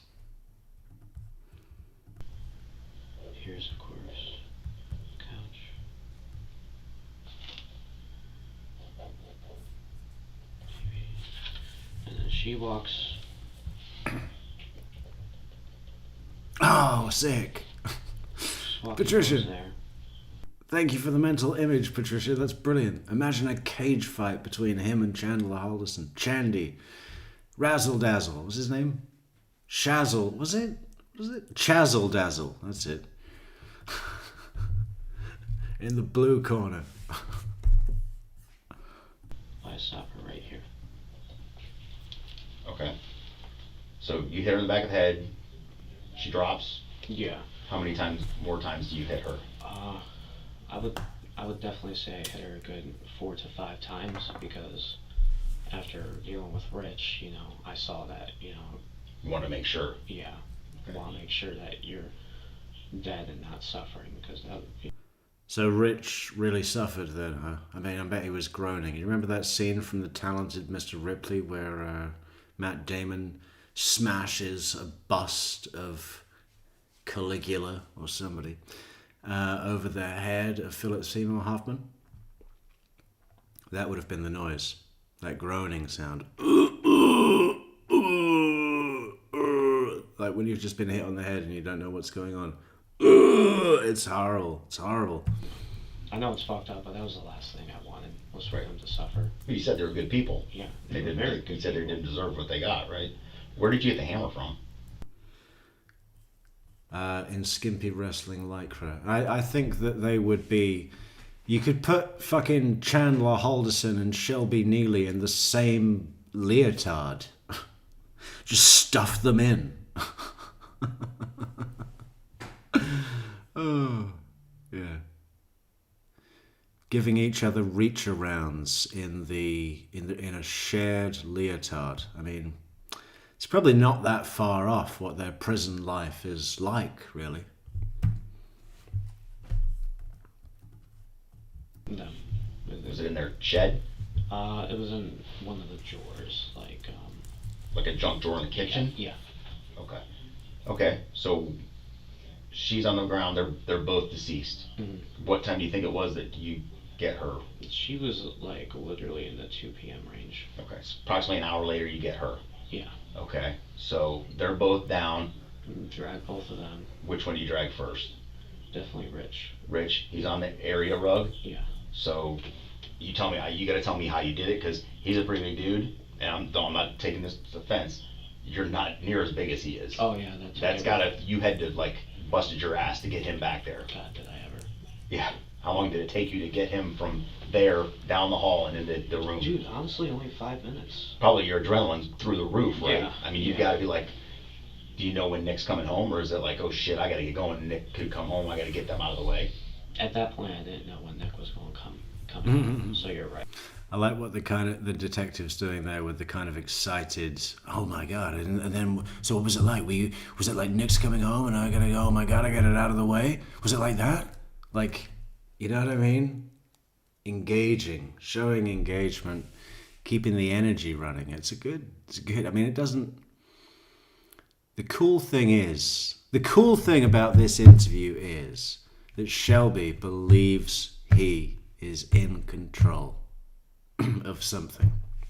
I mean, he knows what his situation is, but he believes that he's running this guy's psychologically, right? And it's anything but. It's the exact opposite of that. And that's so funny. Definitely adrenaline played a big part into it, I think, moving him. But yeah, I got him out of there in like 5 minutes, and then I moved her in there, and then I cleaned up all the blood with the mop and everything.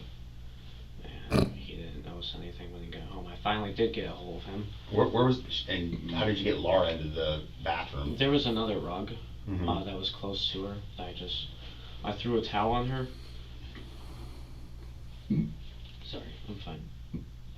And then I put her on the rug, and then I dragged the rug. Okay, but you brought Rich first. Yes. How did you get her past Rich? Because he was, from my recollection, he's Yeah. laying on his back Yeah. with the rug covering him in the doorway. You have to pass the doorway to get into the You bathroom. know what? I'm sorry. I think I brought her in first. Okay. That's why sorry. I'm asking these questions, because you could have done it, but I want to make sure we're right on the order, because Yeah, no, for you to get her. You know what he was doing there, and now back to hiding in your big red cup. Okay, yeah. Just got caught bullshitting, and now go and hide in your big red cup. Okay, look at him. He's literally crawled inside that cup. You know what he was doing there? He was just giving filler. Playing out a scene, didn't think those details mattered, didn't think the cop would know or notice anyway, so it was just running through. Oh yeah, I dragged him in first. Took me like 5 minutes. Then I came back for her. Wait a minute, how did you get her in past like he's in the doorway, so you would have had to, he was a big guy, so you'd have had to carry her over him? Oh no, wait a minute. Let me hide in the big red cup. Oh, see it again. What was he trying to do there? Because he was definitely not remembering. He wasn't going like, okay, what did I do? What did I do? What is the truth about what I did? All he was doing was putting a story to see how it would be taken, right? To see how it would be taken, so because that would give him a clue how to play his next move. Got ya.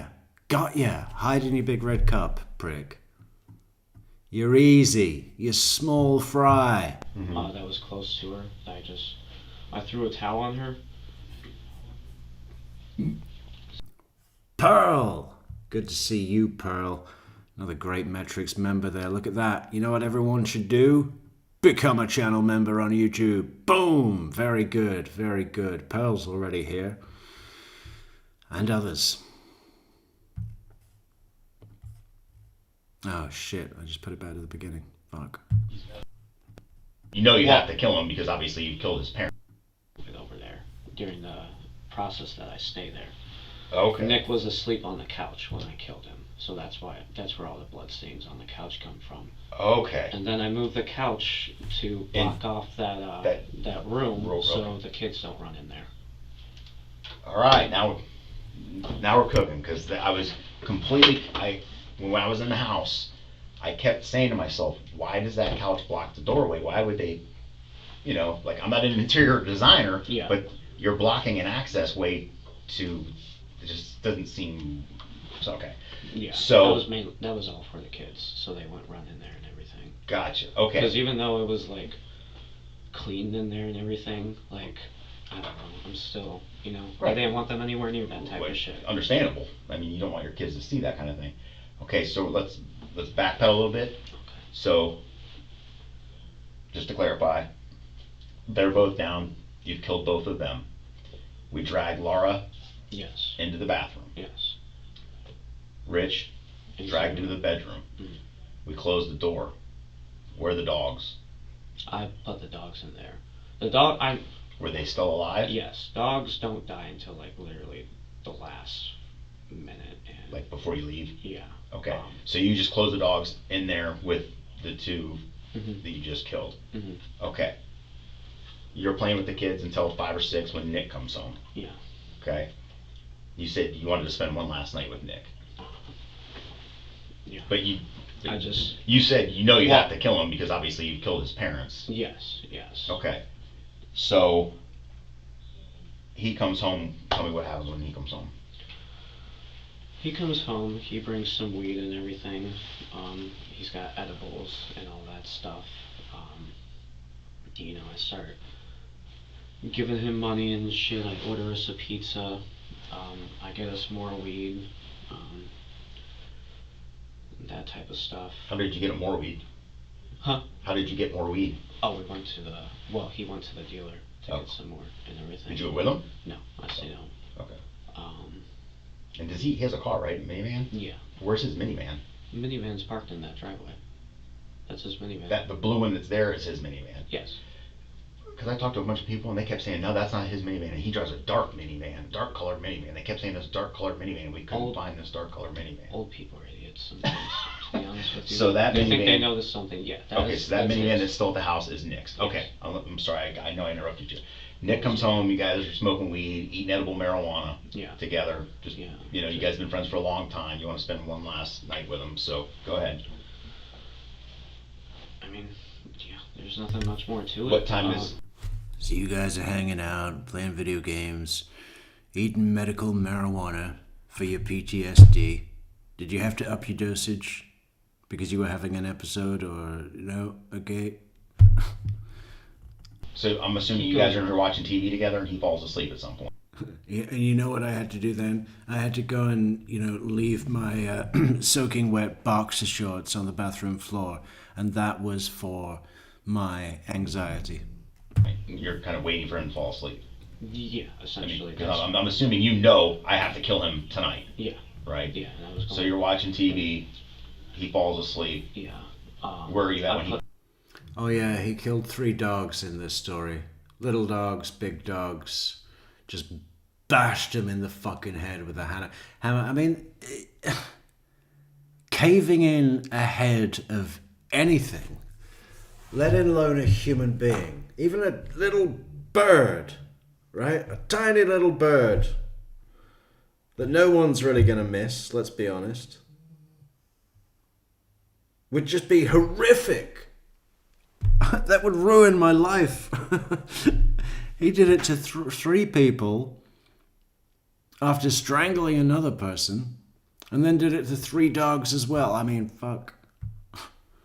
He falls asleep on that couch with all the blood stains, but it's at that point in time. It's Here's there. how it happened. We're watching The Grinch and everything. He gets tired. He goes to sleep. I put the kids in the room. I wait until I think he's asleep. I fall asleep myself. Yeah, it went to trial, Deborah Rockhill, but it was a death penalty case, so they have to have a kind of an independent trial for the penalty phase to see if the jury agree that he should be given the sentence of death, which they did, 11-1, which is enough, and he did get death. So it wasn't a trial to say whether he was innocent or guilty. It was a trial, shorter one, to say whether he gets life no parole or death. And then I wake up at like 3-4 in the morning, and then I grab the hammer, I tiptoe to him, and then I do what I did to them. I don't like saying it, but I do what I did to them. Same thing, same hammer. Yeah. So the same hammer you killed you used the same hammer to kill all 3 of them. Yes. So he's asleep. I know it's hard to say, but we're almost there. You've gotten through 2. Oh yeah, no. Okay. I know. So you go up and nick, and then what happens? I crack him right here. In the temple? Yeah, and Okay. then I just keep hitting, like 7 to 8 times. Is it any time does he wake up, or?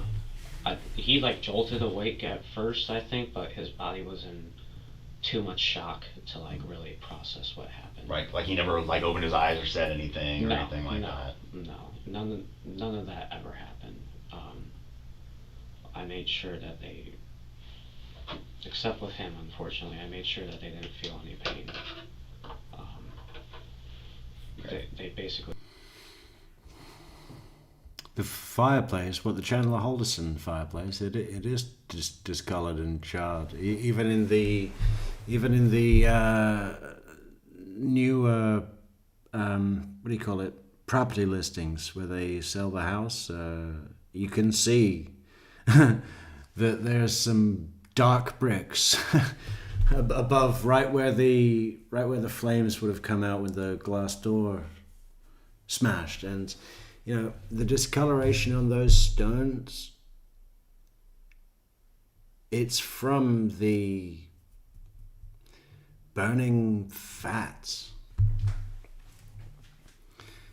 Like how in the kitchen the top of the fridge gets sticky because you're always cooking in there, and the oil goes into the air and then settles on stuff, right? That's olive oil on top of that fridge. But you didn't pour oil up there, it just went through the smoke. Same thing happened with that Halderson fireplace. I mean, I'd want the whole thing gutted, right? Get it out of here. They died instantaneously. Okay. Besides him. So you kill him on the couch. Okay. Then what do you do with his body? I take it into his room. Did you put him on anything, or do you just drag him? I covered up his head and everything. Granted, I did it in the dark, and for some reason I knew that I fucked him up the most out of everybody, and I don't know how. And how did you know that? Just from the facial damage that you saw? I didn't see any facial damage. You said you knew you fucked him up the most, so I was assuming that you saw the damage. No, because blood went everywhere, and that was as you're hitting him, blood's going everywhere. Yeah, that was the first time that happened. So. Okay. So when you hit the other two, it wasn't. Yeah, it wasn't a splatter ray. Okay. Hand it was. And then I have some towels underneath, or a blanket or something. It was a blanket. It was a blanket I had. Is that the orange and black one? Man, if you think about all the people on planet Earth, and not just today, but throughout history of the human species, how many of those people, what's the percentage of individuals of all the people that have ever lived that have caved several people's heads in with a hammer? I mean, that sort of thing might have happened, I don't know, in the Middle Ages or ancient Egypt, I don't know, all sorts of places, but it would still be a very low number, a low percent number. I think so. Whichever one that he was on. Okay. Everything. I take him and I drag him into his room, and then I clean up the area, and then my kids wake up, and so you clean up the area, you mop it all. Yeah. You move the couch from the wall. Yeah. By the door. Mm-hmm. Over to by where you took Rich out. Yeah. Okay. Blocking that entryway. Mm-hmm. Okay. So you close the doors, and you said yourself your kids can't open the doors. Yeah. My biggest fear is, if I'm you, is holy shit, I don't want my kids opening the doors and seeing dead people. Yeah, I know. That's why I made sure that Mm-hmm. they could Okay. get out. Yeah. Shelby didn't give a shit about that. Trust me, my kids are my number one priority. I believe you wholeheartedly. Yeah, but people like you always say that, when the truth is that you are your number one priority, Shelby, right? And your kids were nothing more than your method, your preferred method.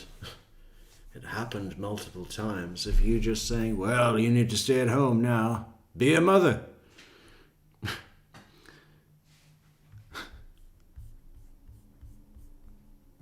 For someone to do something of this extent to protect their kids, I'm not saying it's right. And I know you know it's not right, right? You know right from wrong, right? You know what you did was wrong. But the prosecutor's going to use that in sentencing. He knew. You see, folks, he knew what was wrong. at the time, Death. I think maybe you thought you didn't have any other options, right? Exactly. You were pretty much out of gas, right? Out of options. Okay. So that's the 15th and the 16th, correct? They pass away on the 15th, and he passes away on the 16th. 16th, and then like in the middle of the night, whenever you Sammy wake up, Bravana. I think you said It was 4 o'clock in the morning. 4 o'clock in the morning. You remember it being 4 o'clock in the morning? Did you just like see the cable box or? Yeah, I looked at the time. I'm like, I'm a fucking idiot. And then I took care of that. Okay. Yeah, I can give you time of death for most of them. Yeah, you want to write it? You can write it right next to me. I know he's 1 p.m. If you want, you can write the date underneath it too. So 12/15.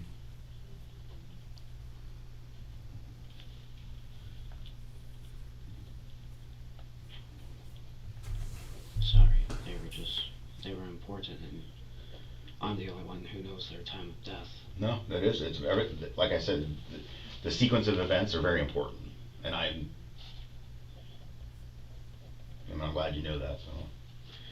Yeah, I'm sure you're probably very surprised with my cooperation too.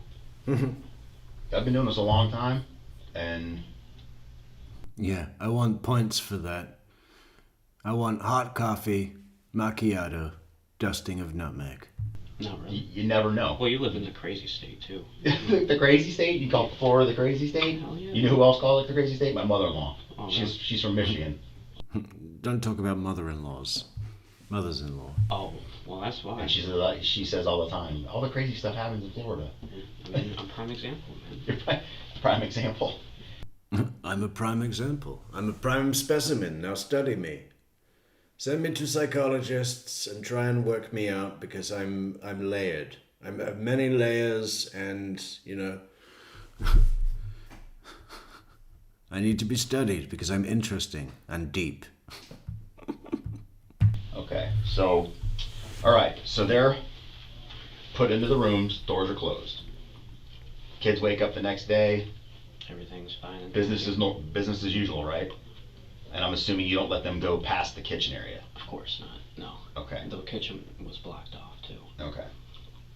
Now, I don't know if it's you or Nick, but somebody is a fan of the drink that I love, Bang energy drinks. Is that you? Yeah. Because they're everywhere. If you want.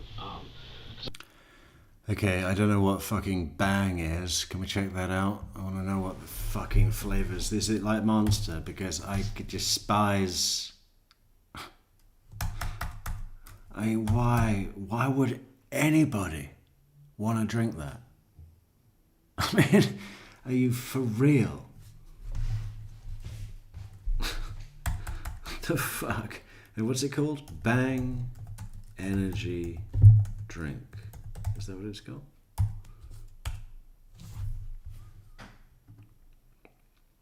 How did this shit become part of our culture?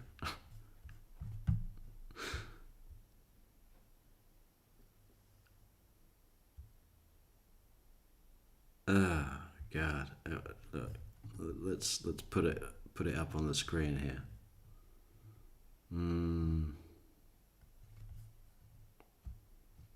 Downloads.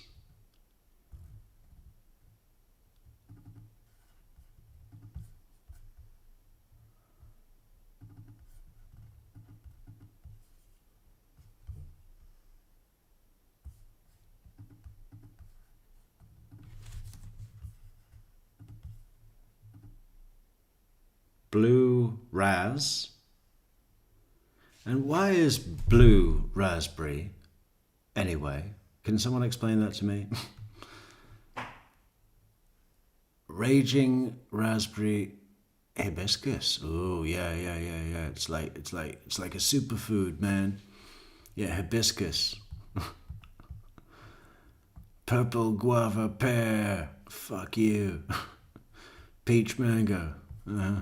Radical skedaddle. Fuel your destiny.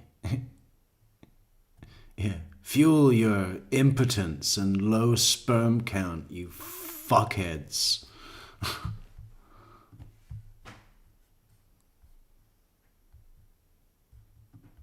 I'm going to be in jail, obviously. In my house, I got like 3 cases of them bitches. Yeah. Cotton candy, sour hat. Yeah, you want a couple of cases? What do you say you let me out of these cuffs and we get out of here? And I get you a couple of cases of Bang energy drinks. He's trying to bribe the detective with his bullshit low sperm drinks. And more cotton candy. Yeah, those are your favorites? Yeah, so if you want them, go ahead, man. No, unfortunately I can't do that, but where were you buying those at? Were you buying them at the 7-Eleven around the corner? Yeah. You going there like every day? Yeah. And then I'm like, dude, you guys... Great, look at that acapella. Bang, bang. Bang, bang.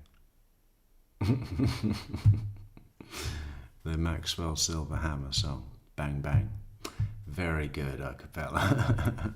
got the cases for sale. Yeah. And he did. Man, those things work. Is that what you Oh no, you got the red. They didn't have anything at the store. I stopped at the 7-Eleven on the way here. Yeah, dude, it's so hard to And find. I was like, yeah, they didn't have it. So I had to settle for Red Bull, but I had to get something. So basically, I'm sure they like knew every morning you came. Did you go there at the same time every day with the kids? No. When I bought the case, that was like probably literally the day that this happened. Because I wasn't really trying to go out all like that anymore. You know, I had to figure out what the fuck I was going to do with 3 bottles. So when you wake up that next morning would be the... Yeah, I was in such a situation that I couldn't go out of the house, so I thought, what do I really need? What are my essentials right now to deal with this heinous fucking crime cleanup? What is going to get me through? And I thought, well, I'm not going to be able to even start work without a full case of energy drinks. 16th, you take the kids, you go to the 7-Eleven, you bought the case? Yeah. Okay. Then you come back. Well, I wouldn't say I made the specific trip to do that.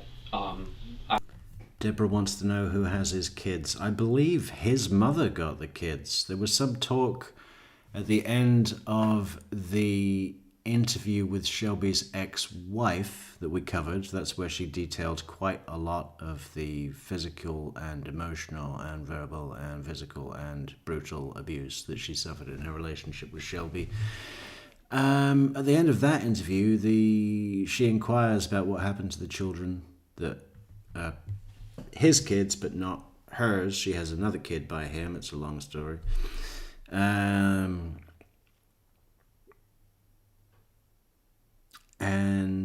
in that interview, the cops said that the sister of Jamie, which was Shelby's wife that he murdered a year before her family, the sister of Jamie was interested in taking the kids.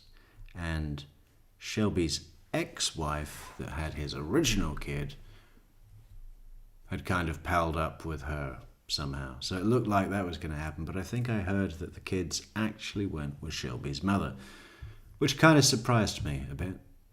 I did go grocery shopping at Walmart to get myself a couple of things to like help shit be easier for me. Like I grabbed spray paint to like spray the walls and everything to get the blood off. The Krylon? Yeah. Which Walmart? The one in Tarpon Springs? Yeah. Or did you go to a different one? Tarpon Springs. And do you remember what the date was? I would say the 16th. 16th, you went to the Walmart in Tarpon? Okay. I've never heard of that before. I mean, how fucking lazy is that? You think, oh, look at this mess, blood all over the walls. What am I going to do? How am I going to clean this up? I know. I'll just spray paint over it. I mean, maybe that would work.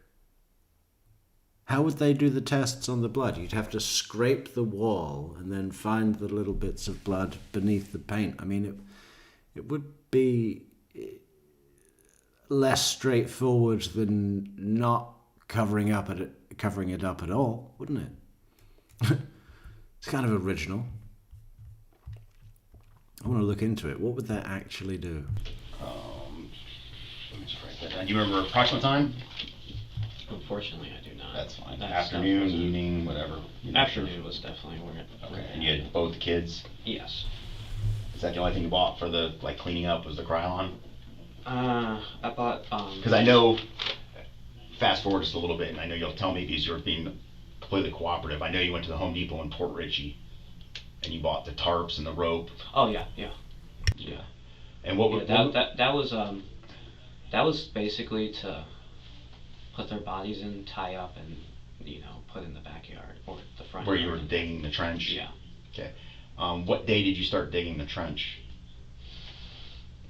If you killed them on the 15th and 16th, what day do you think it was you started digging the trench? I would say a week later. A week later? Yeah. Okay. Definitely say a week later. So you're staying in the house with them deceased and with your kids from the 15th and 16th until approximately a week later, and I'm assuming it's got to start smelling by then? Well, yeah, I bought shit to help with the smell too. Incense was always going on. I had those Febreze things. I had like car shit. Kids were no longer sleeping in their room. They were like sleeping out there. On those little love seats? Yeah. Yeah, there was another couch too, that dark brown couch Mm-hmm. that they would sleep on too. Okay. But yeah, they couldn't get buried. I couldn't move Rich. So you start digging the trench. I mean, you made a lot of progress on that trench. Yeah. I mean, how many hours do you think you worked on that? Because that's a lot of work. It only took me like 2 hours. 2 hours to dig that, and that's the shovel. That was me being paranoid. That was you. The old ego up technique. You did good on that trench. What? Were you a coal miner in a previous life? I mean, how did you get so good with the shovel, son? You did good on that trench. On adrenaline and bang, and I got to get this done. I got to get these people buried, and I got to get out of here. Or... No, that was me going like, these people are definitely going to get sketched out here pretty soon by me digging this hole. Right. So I would go out and dig it little bits at a time. Oh, okay. And like I was doing yard work. Did you ever have contact with anybody? Like go by, going like, Yeah, I did. I simply said that the bushes had been all dug up over there, and that they were going to start putting like trees or something that I didn't know. Okay. And I know, what about property that was in the house? We found pawns for you. Did you take a bunch? Did Nick have like an Xbox? Yes. And did he have a lot of games? Yes. Okay. And what did you do with the Xbox? I switched it out for the PS4. We switched it out. Yeah, you. I switched out the Xbox for the PS4. I had to get my energy drinks, and then I thought, I'm going to be here for a few days and, sorting out these bodies, but I don't like Xbox. PS4 is great, or 5 or whatever, but yeah, if only I had the PS4 here, that would just make my job go easier. So let's focus on that and get that done, and then we can deal with the rest. So you can go to like GameStop and like exchange your system for another system. Oh, okay. Yeah. Okay.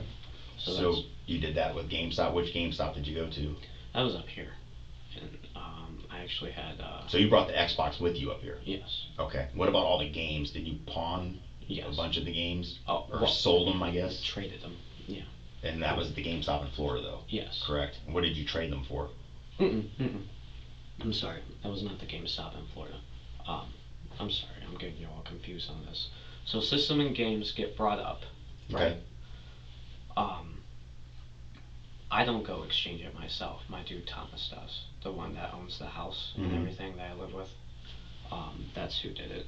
Because there was just one night where I was, it has like all his information on there, and I didn't want Thomas to. It has all of Nick's information, like his Microsoft account. Yeah. The reason I know is my son plays Fortnite and has an Xbox, and Yeah. I just set it up for him. So Yeah. you didn't want it to be connected to you with his Microsoft account information. Yeah. So Okay. I was like, it's time to get rid of that. But your new roommate had no idea, right? No. You had never told him, No. obviously, any of this. Do you mind if I ask you something? Sure. Since I'm being cooperative, Mhm. I'm just interested. Where did I fuck up with the car? Like, how'd you guys catch up to me? Was it the car that got me? Since I'm being cooperative now that I have no other option, and that you caught me red-handed in my gruesome crimes, and now I'm going to be sentenced to death and put on trial. Since I'm being cooperative, where did I fuck up? I went over my plan 1,000 times. I'm a genius. So I'm really surprised that I even got caught. Where did I fuck up? I mean, I know I left it behind a bunch. I'm just curious. There's a lot of things. There was no real one thing. There was a lot of things. I mean, you did things. I think you may have thought you were doing them carefully, but Yeah, well, we found all the murdered people that you left, and then worked out that, they hadn't seen their daughter that was married to you, spoke to the neighbours, found that you fit the description of a person that was staying there for a while, seemingly alone, digging in the yard, looked up your criminal record, saw a bunch of a long history of domestic violence charges, and we kind of just thought, you know, maybe he's our guy. It's what a fucking idiot. Idiot who thinks he's a genius. What's that quote? What's that quote? Is it Shakespeare? Hang on, I need to remember the quote.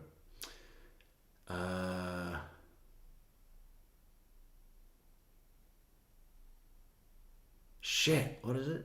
It's like, only a fool believes himself to be a wise man, and a wise man knows himself to be a fool. Somebody give me the proper quote, because that's not it. You didn't. Okay. You know, I'm not going to go into specifics. Don't give me specifics. There's no reason to. Yeah, I will say this. There wasn't one thing. So you can't beat yourself up over like, man, if I'd have just done that one thing, you did a lot. Okay. It was traceable. Okay. Okay. Yeah. There wasn't, don't beat yourself up, man. It wasn't one thing. Everything you did was a fuck up. Okay? You didn't even do one thing well. That would have been the better answer, which is pretty much what he said, but disguised as like, you don't need to beat yourself up there, man. You didn't have any hope. So 0. What else do you take from the house? His coin collection. His coin collection. Which So is on top of the fridge. on top of the fridge where you live now. Yes. Okay. And what about IDs? Yes. Driver's licenses? Yeah, I took that. From who? Rich and Nick. I could not find Laura's. You looked for it, but you couldn't find it? Yeah. And what was the purpose of that? Honestly, I know this company called Live Ops where you can work at home, but you gotta have a clean record. So that's what I was going to use that for. You're going to use Nick's identity? Yeah. Okay. Yeah. What about Rich? Why did you take it? Okay, it's from As You Like It, and the quote is, "The fool doth think he is wise, but the wise man knows himself to be a fool." Which is very important to remember, isn't it? Just to not leave behind evidence, you know. It wasn't really the smartest thing to do, to be honest with you. I know you're trying to find a comprehensible reason as to why, but... Right, well, like I said, I'm trying to understand your... Acapella, Ben Franklin is the devil. I invented electricity. mindset, what's going through your head, why you would do things. Mm-hmm. And so the coin collection... was to get money, obviously. Right. So I can... And there was like sheets of money too, right? Mm-hmm. Yeah, you'll see the sheet of money in there. So there's a sheet of money, collectible coins. And the suitcase. Here. Want me to write it all down for you? Sure. Yeah, right. You can write down everything you took from the house. And where you just write down what you took and where it is now. What's Neverly warm about? I don't know. What else? Plus, like Zachary, he also said it was the right thing to do. Zachary? What am I missing? Zachary, who's that?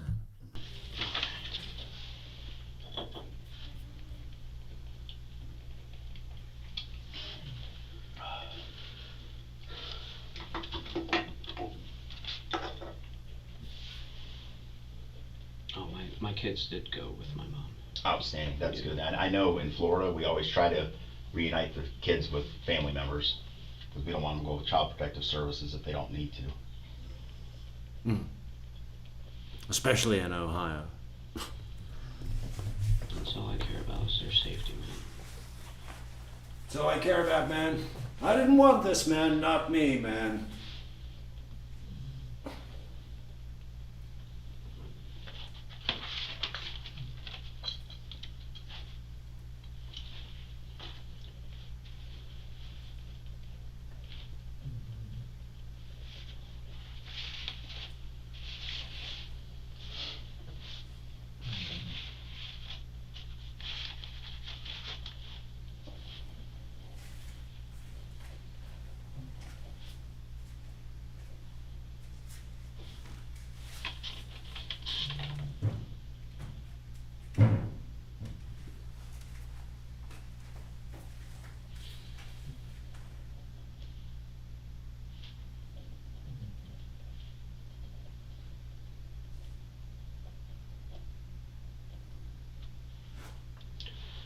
That's all I can think of so far.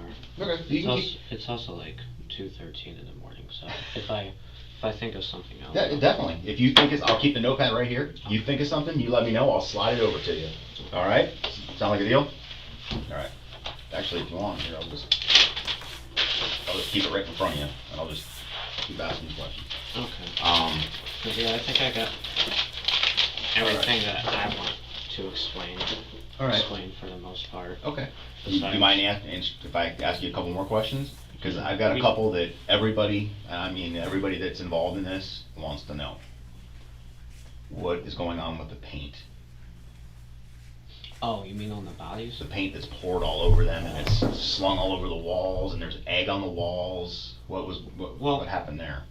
Alright, so let me take you into a little trip into my mind. I thought the paint would not stop the decomposition, but block out the smell. Okay. So that was one of the theories we had. Yes, block out the smell. You guys were correct. Okay. As far as for that paint and egg on the wall and all that shit, mind you, I had poured that stuff on them before I knew that I was not going to be putting them in a hole.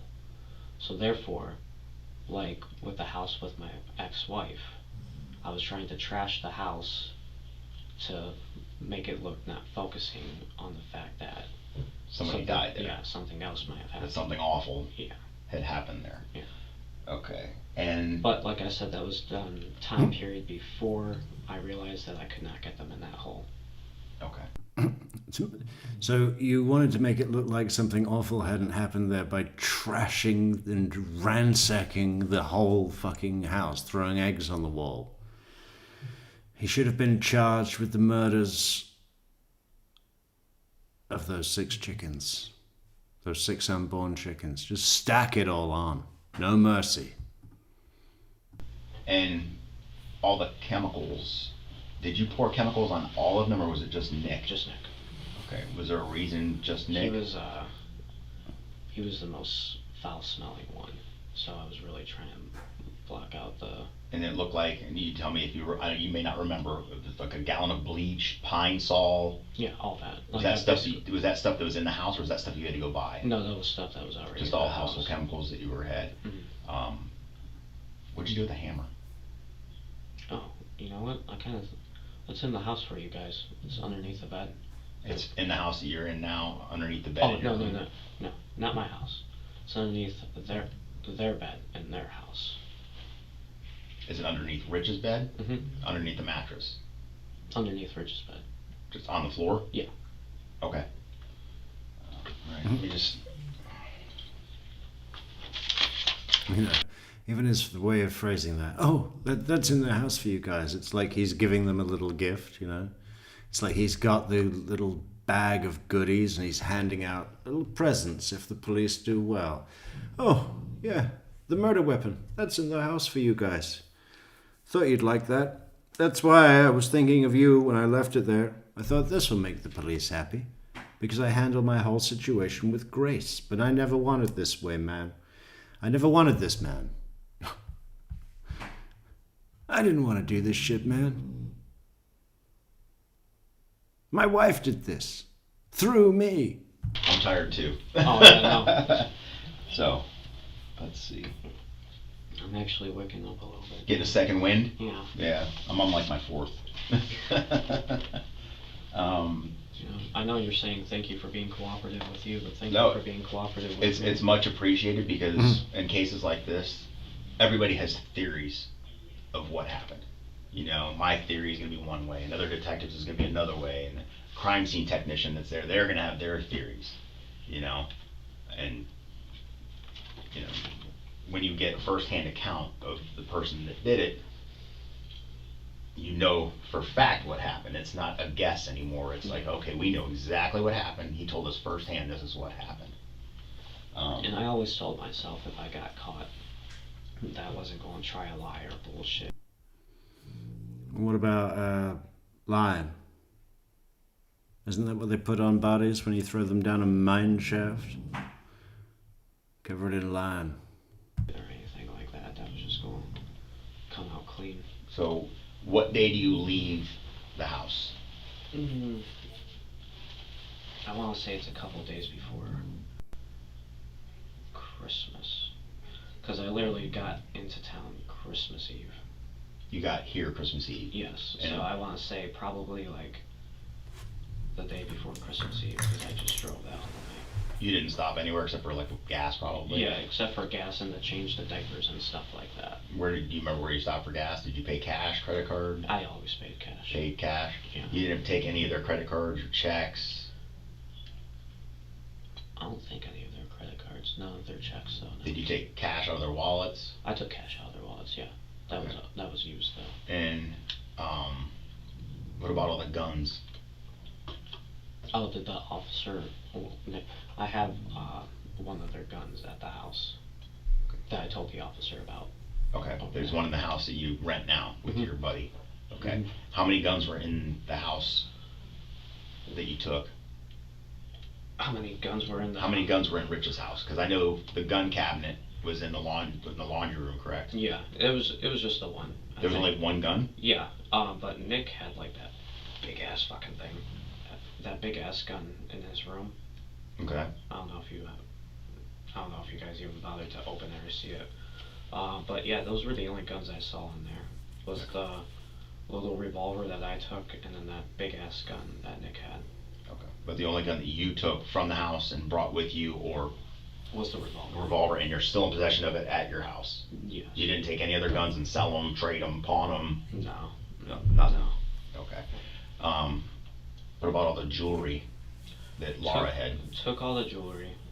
All of it's gone for the most part. Where was the jewelry located in the house? It was kind of like spread out, to be honest with you. Okay. Was it all in those little white boxes that I saw on the kitchen floor? There were white boxes, there were brown boxes, but yes. They had guns when he used the hammer. Well, it was a fairly, close neighbors. I don't know if you'd say built up neighborhood, but it wasn't like that. There was there were next door neighbors right next door, and then all around. So some gunshots would have been not good, and it was an older person neighborhood as well. That gets brought up, I think, in this interview, where he's just like, yeah, those people are fucking nosy. What was your hope to get around all the old nosy people? I hadn't worked that one out yet. I thought about killing each and every one of them in the neighborhood. So you just took what was out of them and left those boxes scattered around? No, there was like. Or you left some of them? I left some of them. There was like a whole tub, like full of jewelry and stuff. How did you decide? Just whatever looked expensive? No, they had the price tags in there. Really? Yeah. So you just like weeded through them, and whatever was the most expensive, that's what you took? Yeah, like there was shit that was like $8,000 and all that stuff. But yeah, there is still some left in the car. In the Kia? Yeah. Okay. And speaking of the Kia, that was one of my next questions. What was your thinking when you decided to leave the Hyundai at the clubhouse and take their Kia? I know that I'm not 100% finished. Well, I was looking at two complete fucking joke shit options for vehicles, and I thought, okay, a Hyundai or a Kia. As far as Korean manufacturers go, I guess the one with the better rep has to be the Hyundai. But it's close. Telling my story. Okay. You tell. Go. Like I told you, I'll stay here all night. But what was my original thing is, like, I was planning on going back down there and like finishing bearing and everything. I was going by myself like a couple. What happened to your blanket, Shelby? I thought you said that it was so cold and that your PTSD makes you cold, and now they brought you 2 blankets and no blanket. What happened? What happened? By paying for their rent, I like called up and I was going to make the money order and everything. Who did you call? It was the Meadows. I was finding out how much the rent was and everything, and this was like literally right before you discovered them, I believe. Mhm. I was going to do that, and I was going to stay up in Ohio and bulk up a little bit, and then go down and Yeah. bury them and move them. Bulk. Yeah, I was gonna go up to Ohio, weight train for 6 weeks, then come back when I'm hench and move the bodies. Wow. I mean, I've never heard of that one either. There's two first timers in this episode. We've got covering up blood spatter by spray painting the walls just over it. Original. And then shit. What was the last one he just said? I've just blanked. Oh, you mean like muscle? Yeah. So you could carry. Oh yeah. Buckle up. Buff up. I'm going to go to Ohio, weight train for 6 weeks, come back, move the bodies. Unbelievable. Yeah. Well, Okay. not even, I know that sounds retarded, but not even that, to give the bodies more time to decompose, to get them lighter. How much time do you think he spent in his house, smoking weed, watching YouTube, playing Call of Duty, and jerking off?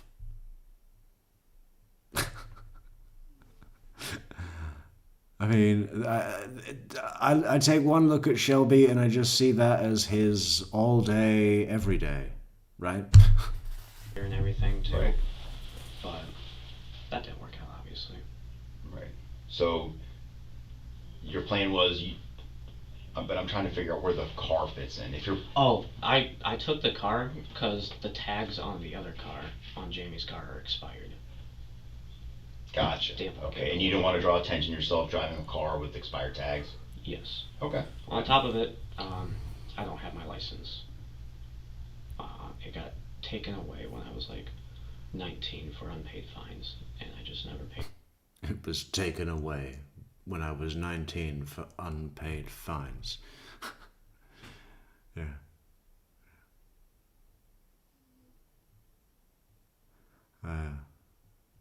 Shocking. It back. Okay, so you don't have a license. You don't want to be driving a car with expired tags. You get pulled over, then you don't have any license. Then you're gonna get arrested. Yep. Goddamn. Okay. When instead I could drive a car and do that has good tags and do the speed limit and not even get noticed. Okay. Yeah, because the whole world is against me because they're jealous of my brain power. Let's see.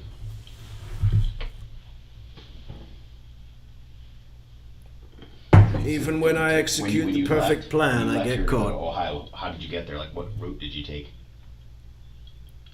Did you go up 75? Yeah, it was, or no, it was 77. I think it was 77 north. Or is it 75 north? 75, you go like towards, I think, Toledo. The other one, you go through towards the Carolinas and then that way up. I went the one that was towards the Carolinas. So you go towards like Jacksonville and then up. Yeah. Okay. Yeah. How many stops did you make? I stopped couple like for gas. not even that. I stopped like every 2 to 3 hours to change the kids, because you know when you're doing a road trip like that, you kind of gotta stop so they can You don't want stretch the legs. And you don't want them sitting in dirty diapers. Exactly. Yeah. Stop for food every once in a while. Yeah. And gas. So Big priority. That was me on my mission back to Ohio, driving away from the murder. Regular stops to check the baby's diapers, of course. As a good dad, that was a priority for me. And trading in the Xbox for a PlayStation. I mean, you could say, let's just say 10 times. You know. But you drove straight through. You didn't stop at any hotels or anything. You had to be exhausted. Oh God, what was it? Because I have family that lives in Michigan, and I drove straight through one time, and it was a little, Hell. not much longer, but a little bit longer, and I think I slept for 2 days afterwards. So I'm sure but you probably couldn't do that because you have 2 small kids, Yeah. right? So you Yeah. probably got a little bit of sleep, and then you're back up and running, right? Mhm. Did you already have your living arrangements made up here Mhm. before you got up here? Mhm. And how did that come about? I basically told him I was moving up there, and he's like, "Do you want to go in on a house?" And I said, "Yeah." And that's what we did. Okay. And how did you know that guy? I worked with him, and I went to school with him. Okay. Okay. I know you said you smoke a little weed, but any other heavier drugs? Fuck no, dude. No. Don't have any drug addictions. No, like alcoholism. No, I don't even touch alcohol. Nothing like that. Honestly, I just smoke weed to help my PTSD. And you said, is there other PTSD or just the cold weather thing? Yeah. Yeah, that's what I do it for. I wish I didn't have to. I wish this damn PTSD condition didn't make me smoke weed all day, every day. But, you don't choose the cards that you're dealt.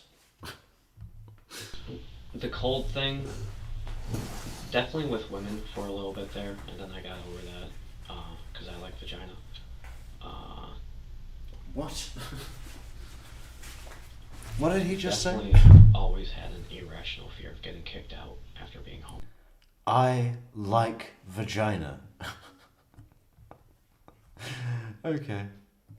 I'm sitting in dirty diapers. Exactly. Okay. I'm sure stop for food every once in a while. Yeah, so, I mean, you could say, let's just say 10 times, But you drove straight through. You didn't stop at any hotels or anything. You had to be exhausted. Oh, God, what was it? Because I have family that lives in Michigan, and I drove straight through one time, and it was a little, Hell. not much longer, but a little bit longer. You don't need to stop fucking 10 times driving from Florida to Ohio. And I think I slept for 2 days afterwards, so I'm sure you... Even with kids. But you probably couldn't do that because you have 2 small kids. Yeah. Right? So you Yeah. probably got a little bit of sleep, and then you're back up and running, right? Mm-hmm. Did you already have your living arrangements made up here Mm-hmm. before you got up here? Mhm. And how did that come about? I basically told him I was moving up there, and he's like, do you want to go in on a house? And I said, yeah. And that's what we did. Okay. And how did you know that guy? I worked with him, and I went to school with him. Okay. Okay. I know you said you smoke a little weed, but any other heavier drugs? Fuck no, dude. No? You don't have any drug addictions? No, like alcoholism? No, I don't even touch alcohol. Nothing like that? Honestly, I just smoke weed to help my PTSD. And you said, is there other PTSD or just the cold weather thing? The cold weather PTSD? What? No, it was very cold one day and I got PTSD, and the only way to cope is by smoking weed all day, every day. Because of the cold. That's even better. It's bad enough to say I need my weed for my PTSD, but when you say I need weed for my PTSD that I got from a cold day, I don't know where we are anymore. I don't know where we are. I don't know. If I, it's. Yeah. I think anybody who says that should go to jail forever, or at least a work camp. The cold thing, definitely with women for a little bit there, and then I got over that, because I like vagina.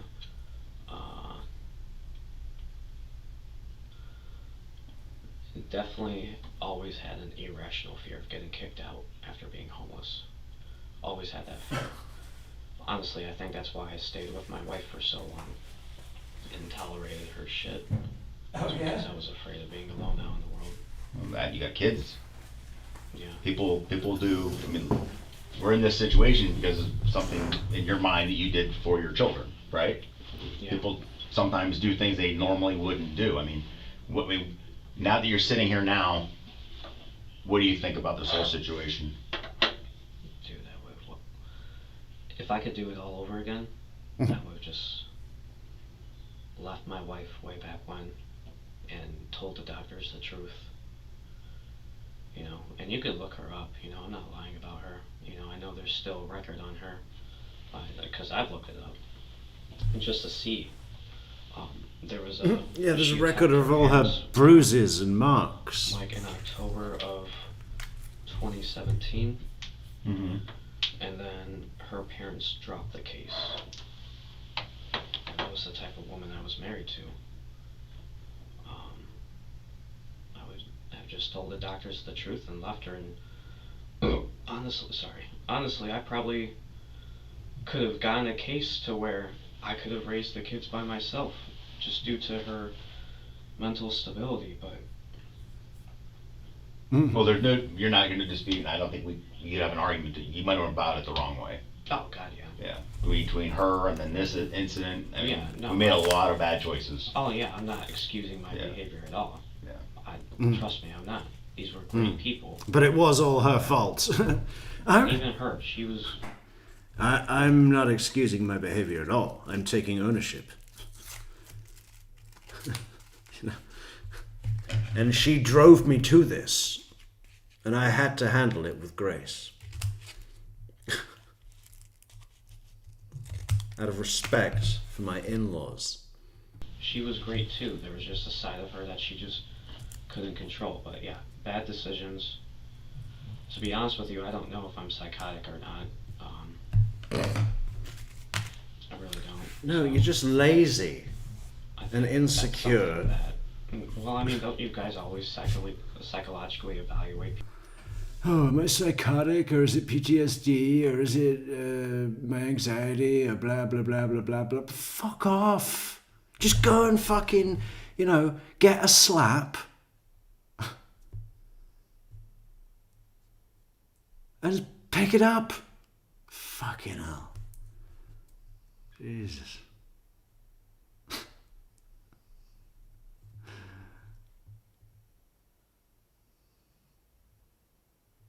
This is a new thing that's happening, isn't it? This is new.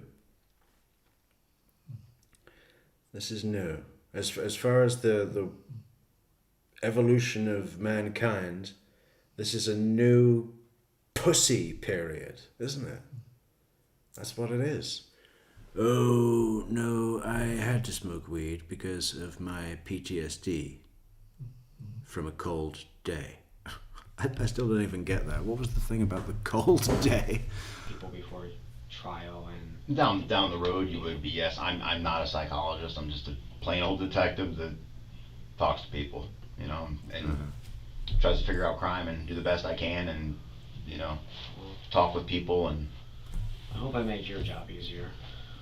He's wearing the baseball hat on purpose, isn't he? I think if he didn't have that hat on, the shape of his head doesn't really gel with Shelby Nealy over there.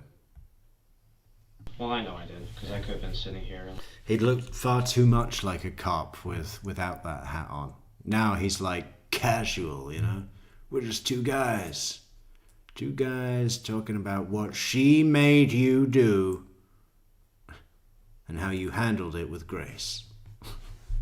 Lying blue in the face. I couldn't like I'm not talking to you until I have an attorney in front of me, even though you just got off a plane. Yeah. That could have happened. That was one of the things I had to prepare for. Yeah. They could have. But it didn't, Detective. It didn't happen. And why? Because I decided to throw you a bone, Detective. You want to study me?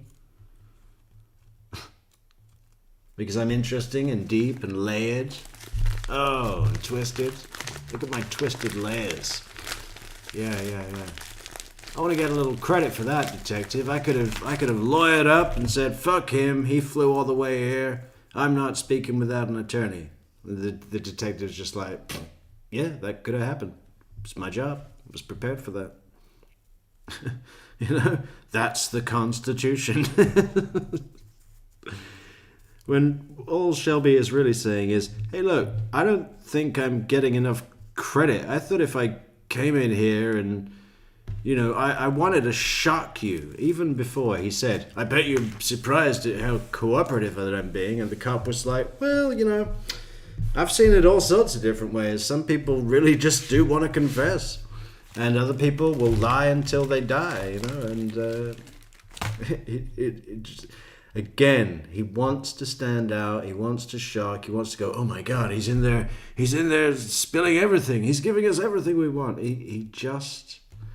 And what he's saying here is, hey, detective, I don't think I'm getting enough recognition or credit for being forthcoming. And I thought I'd get a lot more, so I'm kind of disappointed and having buyer's remorse or seller's remorse or whatever. I shouldn't have given so much away. I want to get credit.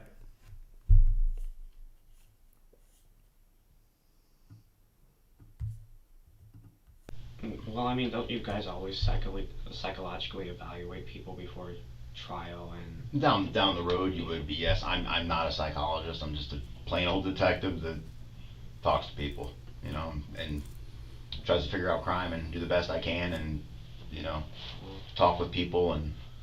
I hope I made your job easier. Well, I know I did, because I could have been sitting here lying blue in the face. I could have been like, I'm not talking to you until I have an attorney in front of me, even though you just got off a plane. Yeah. But, That could have happened. but, That was one of the things I had to prepare for. They could have, and I was prepared for that. It's disturbing.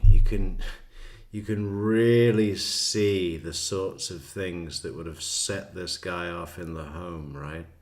Did you hear that there, where there's hatred there? And I don't think it even knows where it's going, He's like saying, especially considering all the things I could have done, I could have. What is the wording? Listen to this. well, I mean, don't you guys always psychologically evaluate people before trial and? Down the road, you would be. Yes, I'm not a psychologist. I'm just a plain old detective that talks to people, and. He says, I hope I made your life easier. Well, I know I did, because I could have done this and that. And when he's listing off the things that he could have done, he's really stacking them as saying, look at what I could have done, but didn't. And where's my recognition? He's upset, right? It's like, if you put that in a domestic situation, it would be a case of like, I don't know, say that he got her.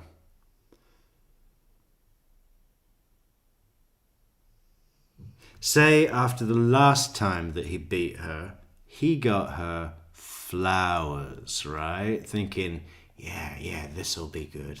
She'll love these, right? This'll really show I'm sorry, and then she'll love me again, right? That's what he's thinking. But when she gets back, she sees the flowers and thinks, just sees it as the insult that it is, that makes up for whatever he did, right? And then when she doesn't acknowledge his kind gift, he's like, she didn't even say anything about the flowers. This is what her abuse is, right? She needs to be put in line. No more books. No more college. You're going to stay at home, where you'll be safe. I'll decide who you talk to from now on. It's for your own good. Tries to figure out crime and do the best I can, and talk with people and. I hope I made your job easier. Oh, well, here I you know go. I did, because I could have been sitting here lying. And the cup thing, right? As he's doing his big, this is scary to watch. The energy, even though he's being quite meek and feeble and fucking, even through that, it's still like, just, he's feeling an injustice, a perceived injustice, right? He's thinking, I've given too much and not gotten enough back. He's angry at himself for not managing how that arrangement works by directionally.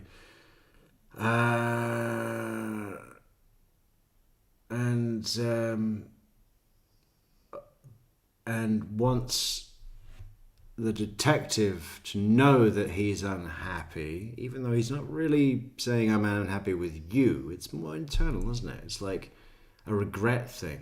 Like he's frustrated that he thought he was gonna come in here, surprise everyone by being forthcoming, which he's not. I can see all the lies that he's putting. I can see, and so can all of you, of course. It's not difficult. What was I saying? He's frustrated with himself, which would have also been the root of all of his domestic issues. I say domestic issues very politely. Let me put it another way. When he was beating the shit out of his I don't know what to call them, wives. They were married. That was internal as well. His own frustrations, right? So all of these, just fucking sort your shit out, man.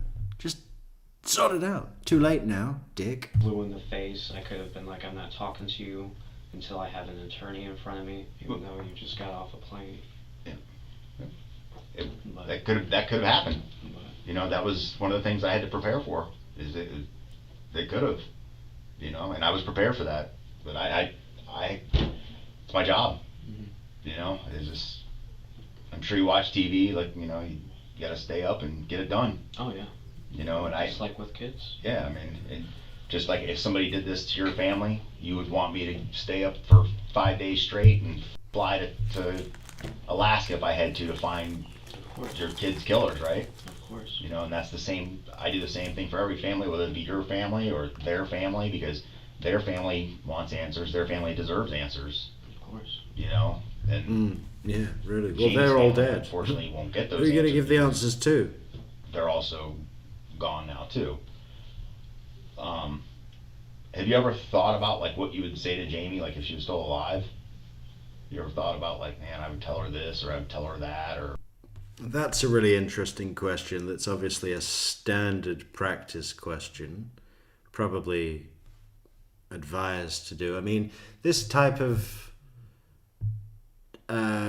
detective, I'm assuming, does these kinds of jobs, it goes into character profiling, and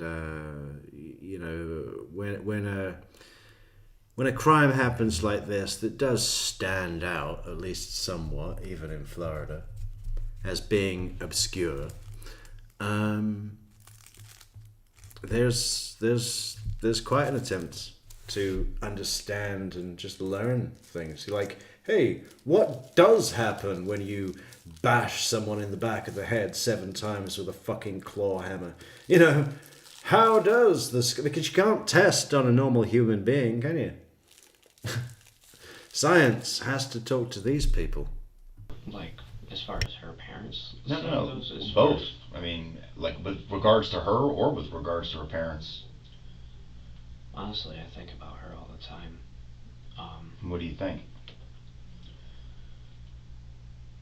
For a long time, I focused on the bad because I just wanted to hate her. Because I think I was very confused at first. But then over time, I just hung on to the good memories because that's the only way I can honor her now. She's not here. So all I can do is... When you close your eyes at night, do you think about her? Or Yeah. Do you see that night over and over again in your mind? I put my own... PTSD, you would think a traumatic incident. I put my own justified rage aside and tried to focus only on her good side, and I made that sacrifice to honor her because that's the only way I can now that she's dead after I murdered her. It's amazing to me that, his mother we're going to look at her testimony in court. We're going to spend looking at the jailhouse calls. There's a lot of those with his mother. And when we hear his mother on the phone and in court, she's very much well, this is a terrible thing. And he's where he needs to be, on death row. But he's my son, and I'm going to talk to him as much as I can, and actually, somehow, this is the closest we've ever been.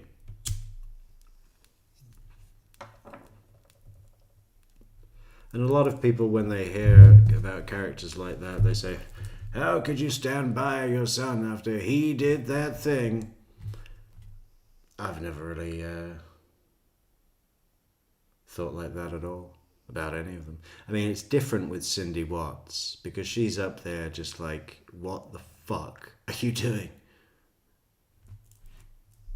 She's up there saying you need to fight this, and it wasn't you. I mean, that's completely different. She's delusional.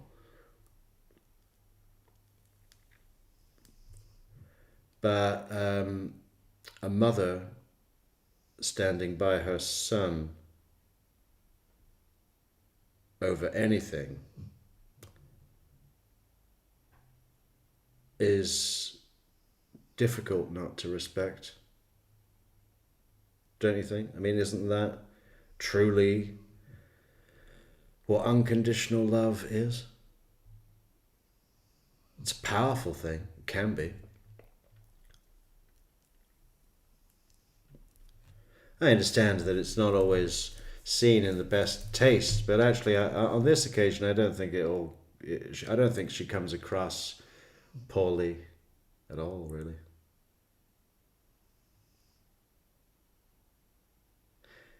And surely must be. It's changed her life, hasn't it? I mean, for sure.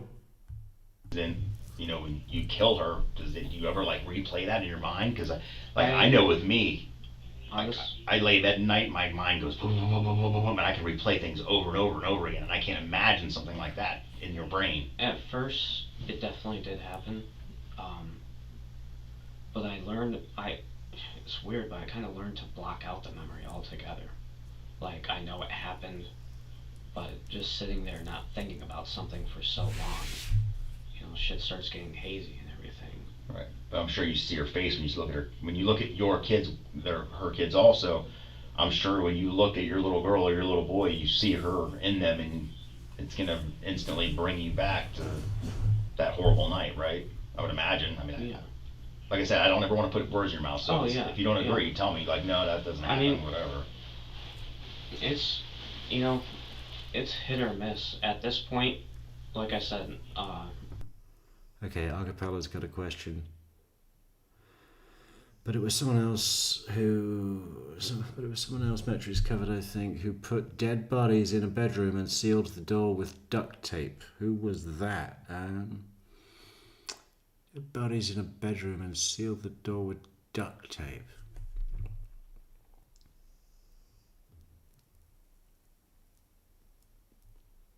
I don't know. I don't know. the beginning was very hard. At this point, I think for my coping mechanism, I think of all the good times we've had. I think of all the time. My coping mechanism. What was that? More weed. My coping mechanism is to get high. Okay, prick. Times I've taken her out on dates, that we cuddled, that we just sat there watching movies, and Right, the good stuff. I just try to focus on that because that's who that woman was at the end of the day. She just had a side of her that she couldn't control. And if you're wondering if I hate myself every day for these horrendous acts I committed, it's obvious I do hate myself. I mean, if I didn't hate myself, I would be sitting here trying to lie to you to get myself. You hated yourself before you murdered them. That was the problem. Out of this situation. Well, like I would with any other situation. But like we discussed before, I mean, you just made some horrible choices. I mean, in your mind, I think you built it up to where those are the only choices you could make. That doesn't make you a monster. A monster is when you do something, like if you just snuck into their house, killed them for absolutely no reason, no remorse, I just did it because I wanted to. You'd be a monster.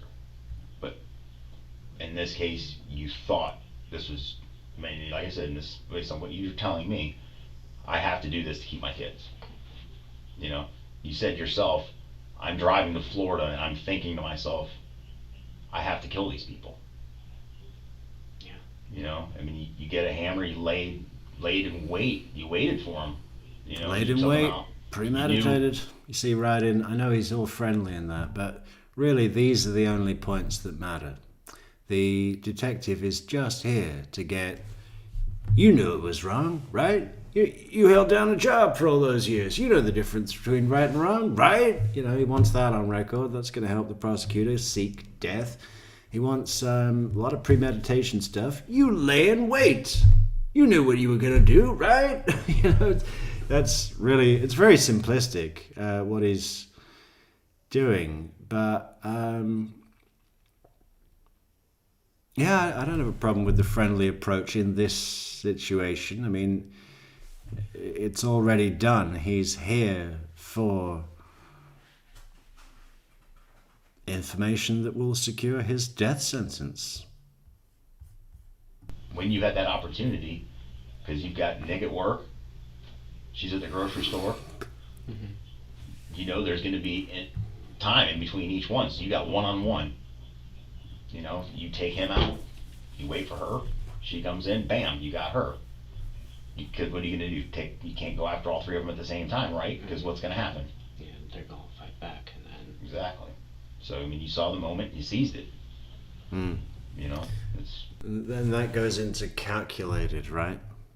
Cold, calculated, premeditated. That's the standard to bring the death penalty. That's what the prosecutor has to show to those 12 people that are going to say, should we go with death or should we go with life? Well, if it's cold, calculated, and premeditated, and now he's saying like, yeah, you knew that you couldn't take 3 at once, right? You calculated that, right? You said 3 divided by 1 hammer is, 3 murders divided by 1 hammer. Find out what the square root is and times that number by 50. Calculated. I mean, that's all he's in here to do. CCP. Which I've just realized in England is crown, no. Forget that. What am I talking about? So... Alright. For what it's worth, like I said, I did try to when I was on my way down there, my intention was to kill them, and then I got there, and I didn't want to kill them, and I looked for every excuse and every opportunity, and I was so close. Mm-hmm. Oh, so the date you left, was it the 22nd or the 23rd? I believe the 22nd. 22nd, so because it took you what? Till, it was That's Katie McManaman's birthday. How old would she have been in 2018?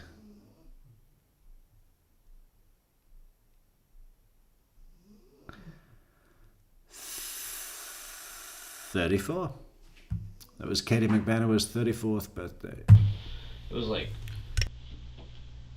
12 in the afternoon when I finally met up with my friend up in Ohio.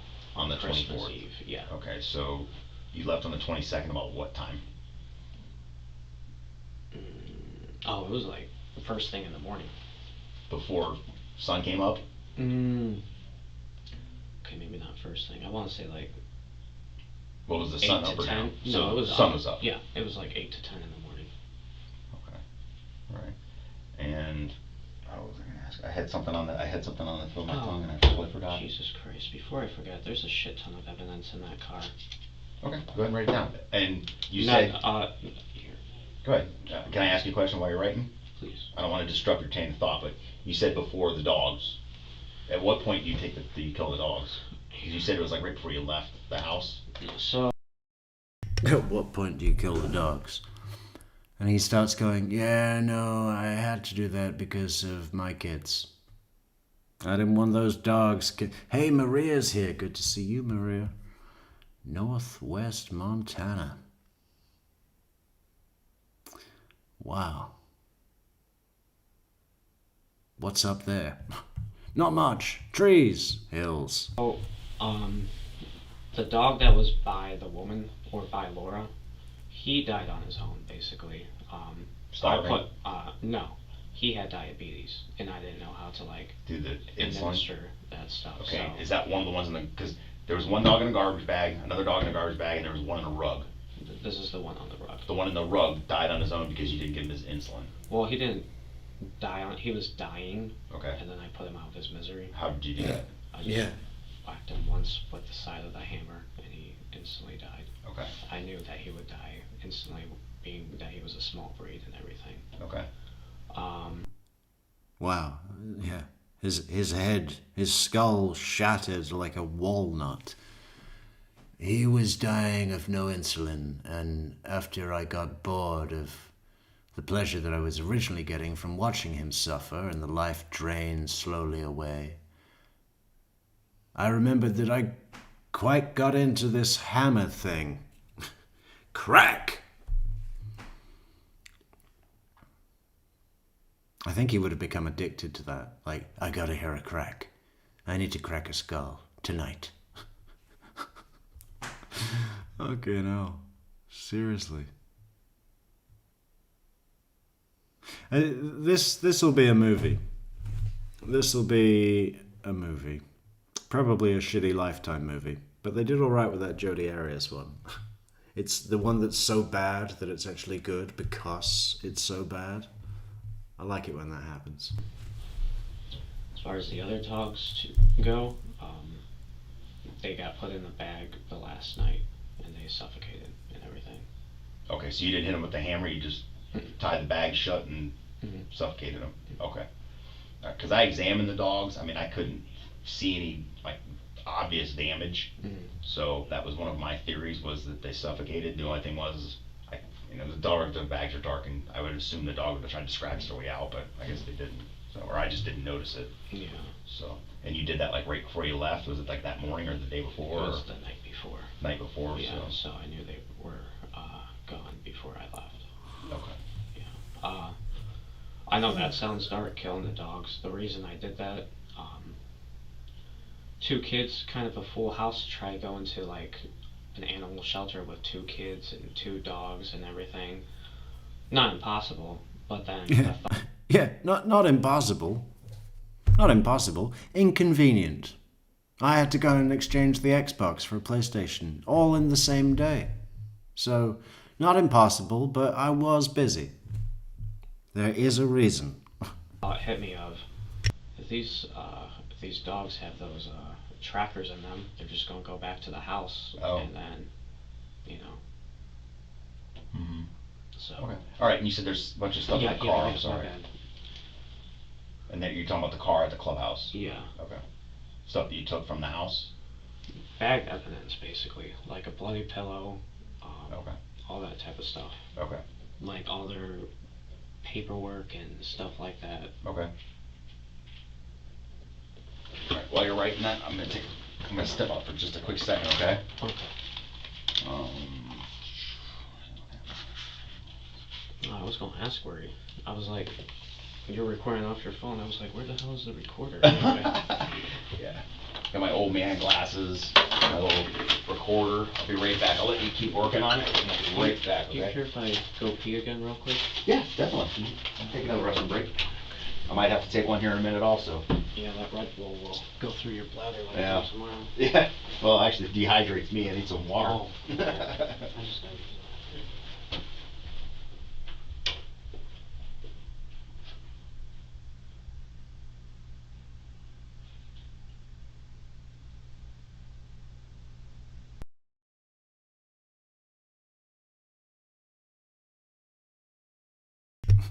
Look at him. Like Jesus. Yeah, she'll take you out of it. Okay. Just have a seat for just a second, Shelby. I'll be right back, okay? Okay.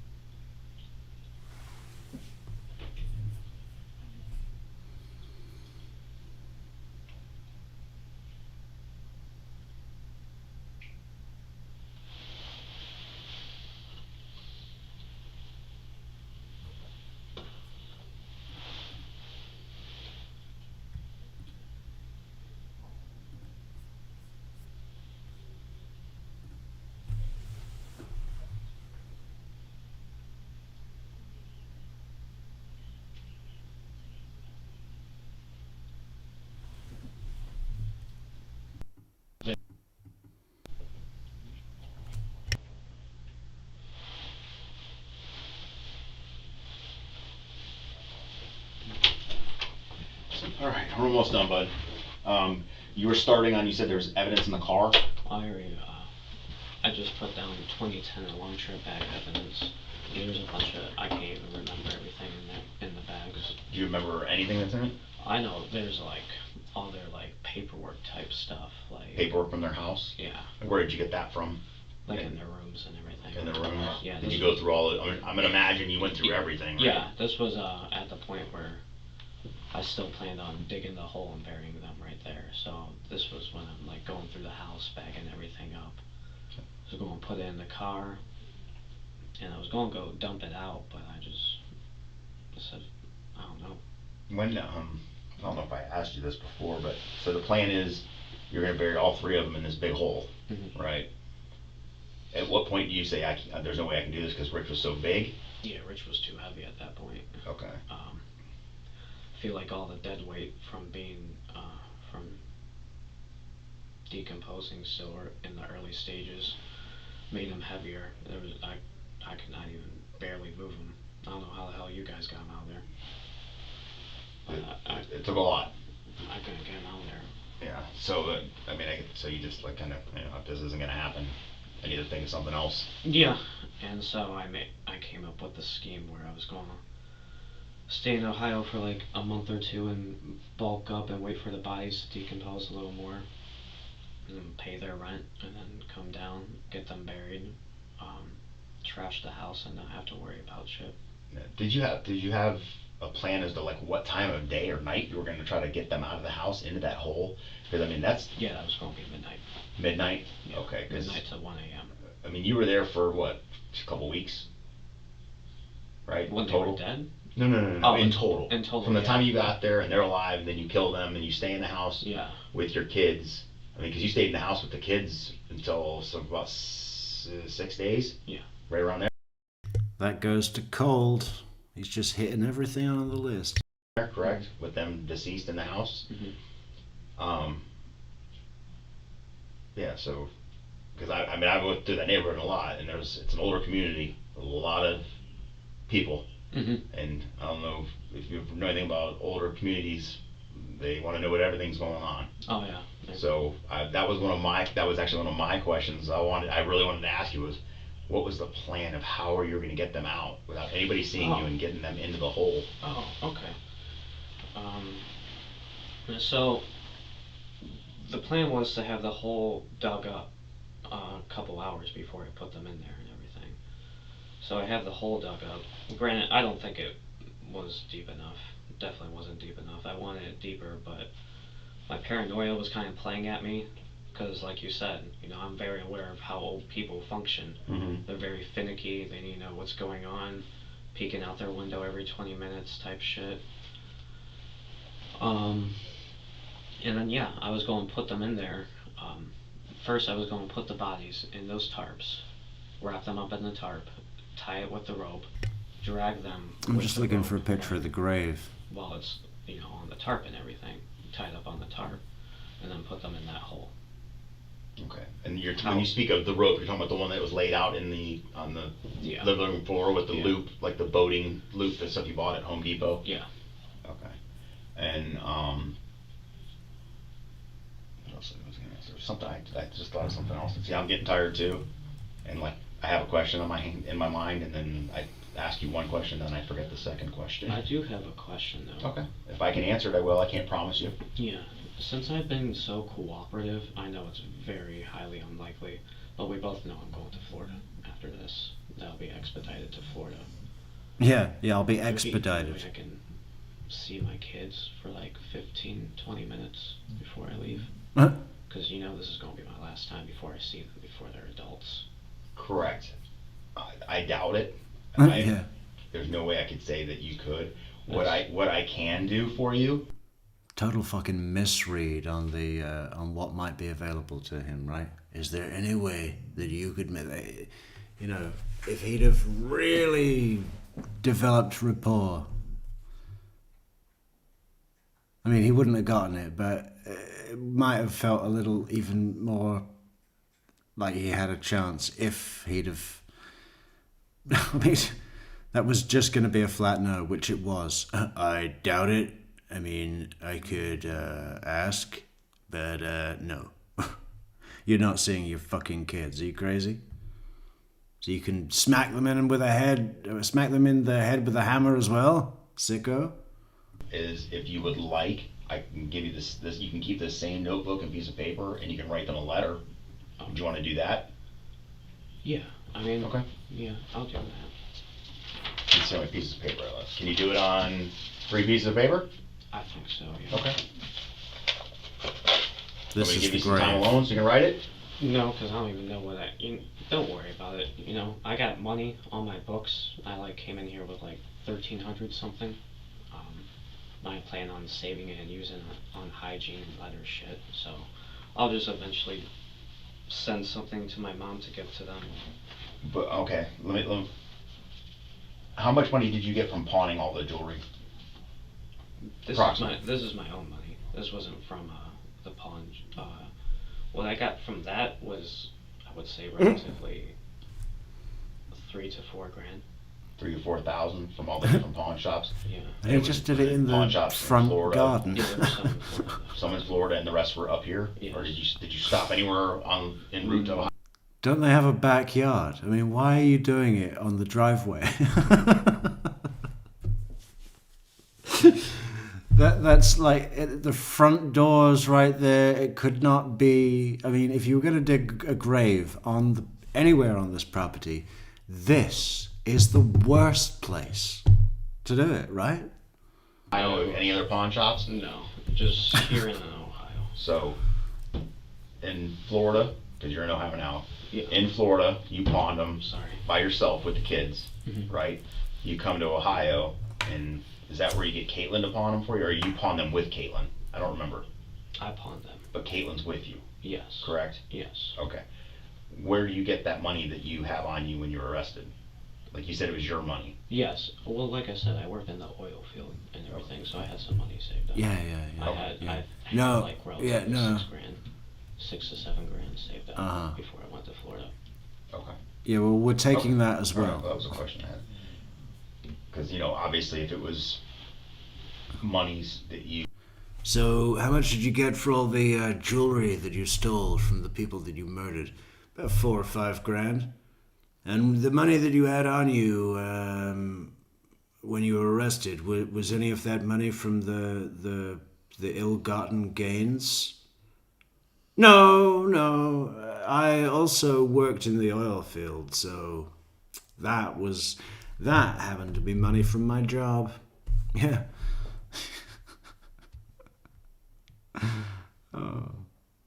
you acquired from killing them and then stealing and then pawning, Mhm. that would be money that would be seized, Mhm. right? You understand that, Oh, right? yeah. Because it's money that you got in a commission of a felony. Oh yeah. Yeah. Okay. Yeah. That's why I asked, because I'm going to make sure, because what I wanted to do is I don't want you to think you're going to have this commissary. If it was evidentiary, it's going to get seized, then you're not going to have commissary. I just want to make sure that if you want to write your kids a letter, that you could do it. Yeah. But if you want to do it down the road, I'll do it down the road. that's fine. I'm sure I'll have a long ass time before this case is even solved anyway. Yeah. Well, not solved, but. Resolved in court is what you're saying. Mm-hmm. Which, if you don't mind, now I have a couple of questions for you. Like I said, I'll answer anything I can. So, what's going to happen now? Obviously, I gave you the full story. I'm sure we're going to go over it a couple more times. What's going to happen to me now? Okay. Well, as you said, I'll be expedited to Florida. you'll be extradited, Extradited. and then, then the court proceedings will begin. Yeah. And I've seen, I'll be expedited. I've watched First 48 and all that stuff. as do Even- I. I watch it all the time. Believe it or not, I do. I'm sure you do because it's your job and you want to learn or from other people's mistakes. But Yeah, he has to watch 48 Hours for that, sure. He's a fucking homicide detective. Little squirrel. even when it comes to why is it when it comes to cases like these, say I gave you the full story, you guys know everything that's Oh, happened. Is Chauncey! it still going to take us some years for this stuff to get resolved in court? That will depend on you. Chelsea's here. Everybody say hello, Miss Myers. Hello, Miss Myers. A lot of that depends on you, and We're in Ohio. if down the road you get an attorney, it all depends. I mean, if I can't, like I said, I can't give you legal advice. I'm not an attorney. I'm not a judge. I'm not looking for Right. I mean, I can give you like the roundabout ways. Basically, if it all depends on if you plead guilty to everything, it's gonna expedite the process. If you It's gonna down the road, expedite your you're like, extradite. you know what? I don't want to plead guilty, and this goes to trial, then it gets prolonged. It could be years. A case of this magnitude, I mean, because we both agree this is a huge case, and not only do we have you murdered 3 people in Tarpon Springs, you finally came out with the truth that, hey, I murdered my wife in Newport Richie. Yeah. Well, So- I had to tell you guys. And we appreciate that, and Jamie deserves it. You would agree that, right? She doesn't deserve to be buried in a backyard, No. right? I mean, she deserves a proper burial Exactly. because your kids are going to get older. They need to know what happened to my mom, and be able to maybe go to a cemetery plot and at least pay their respects and know where she is. You agree? Of course. And I think that was weighing on you. I mean, I'm sure. I mean, that's a lot to hold in for a year. All these big charades you're doing, the phone, and this and that, and just I mean, Not to sound like an idiot, but it's almost a relief to be caught. The only thing that sucks is not being a part of my kid's life, obviously. Right, but I can tell you right now, like I told you, I've been doing this a long time. How much were you a part of your kid's life when you were smoking weed and trading in your Xbox? That wasn't even your Xbox. No, I had to do what I did. No, I had to. For my kids. And it wasn't me. That wasn't me, man. My wife did this. Through me. The amount of weight of what you have on you, in your heart, your head, on your shoulders, however you want to word it, of killing 4 people, to get that out and finally be able to tell somebody is almost like I don't want to say uplifting. I don't know if that's the right word I'm looking for, but Cathartic. you feel It's the weights therapeutic, are yeah. off you, right? Because you're like, oh my God, I finally got this out. I was finally I'm free of it. Yeah, I mean, because I couldn't tell anybody. Right. You can't tell people that shit. Right. I know what I thought of. What? Cellular phones. Rich and Laura, did they have cellular phones? Yes. What happened to the cellular phones? I forget what happened to Rich's. Hers, I kept a hold of. I even texted their family here and there because they were getting worried. I was trying to do that whole bullshit again. And then I got rid of them this morning. To be honest with you, I saw that I was caught on the news and everything. Oh, you saw it on the news? Yeah. Well, not on our news up here, Mm-hmm. but I looked it up because I think I got paranoia to some extension. Then again, I committed murder, so of course I'm going to be paranoid. To some extension. I think I got paranoia to some extension. Oh shit. But yeah, all I did was type in 3 deaths in Tarpon Springs, and then 3 dead, 3 dogs dead, and I was like, yep, time to get rid of the phones. Okay. Where did you get rid of them? I just threw them on the road, off of West 117th. West one side. I've never been to Ohio other than driving through on my way to Michigan. Okay. Yeah. And even that wasn't a great day. I have never been to Ohio in my life, apart from once driving to Michigan, which was enough. Hey, do you remember, if I brought a detective in that is familiar with this area, would you be able to tell them where you threw them out? Yeah, it's literally right off of Madison and 117th. Madison and 117th. I don't know if you'll be able to find it though, because that was yesterday morning.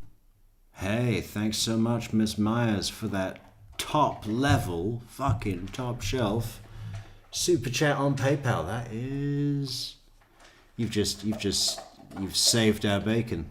Thank you, Miss Myers. Bacon for everybody. Do you remember what kind of phones they are? One smartphone. Droid or Apple? Droid. One smartphone Droid? Yeah. And whose was that? That was hers. She had 2 phones. Can I read your message, Chelsea? It's so nice. It says, "You're one of my favorite people." After I insulted her home state. Can you believe it? No, I love Buckeyes. She had 2, okay. And then just one of those old school, not flip phones, but what came after the flip phones, those keypad phone things. Okay, and that was his? That was hers, too. Like I said, I don't remember what happened to his. I think I got rid of it. Who were you texting people on? Which phone? Do you remember? The keypad phone. Keypad phone? This is the one you were texting family. Do you remember? I know you may not remember, and I'm just, No, I I told remember. you who you were texting. Do you know what family member it was? Yes. Who was it? Here, I can write it down. Okay.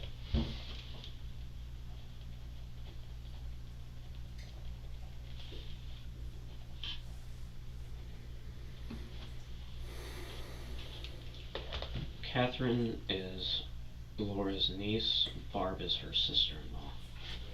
And her actual real Okay, if you just write it underneath it there. Sorry, I should. Okay. What I'm gonna do is, I'm gonna bring in one of the detectives momentarily, just so you can describe the area of where you think you threw the phones out. Because, obviously we would like to recover them if we can. Go ahead. Okay.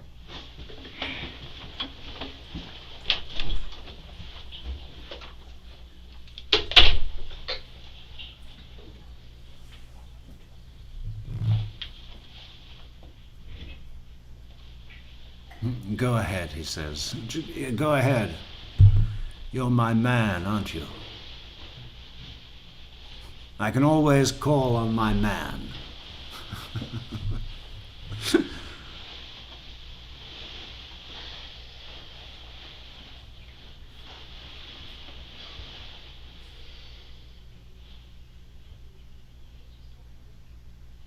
Go and hide in your red cup.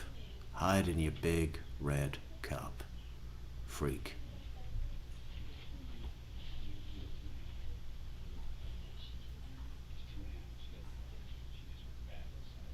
Look at him listening. Taking in input. Alright. So if you want to describe. So, West 117th and Madison, you're familiar with the area? Hey, get that fucking gun out of the interrogation room, man. He's not cuffed. He's a psycho. And you're in danger. We all are.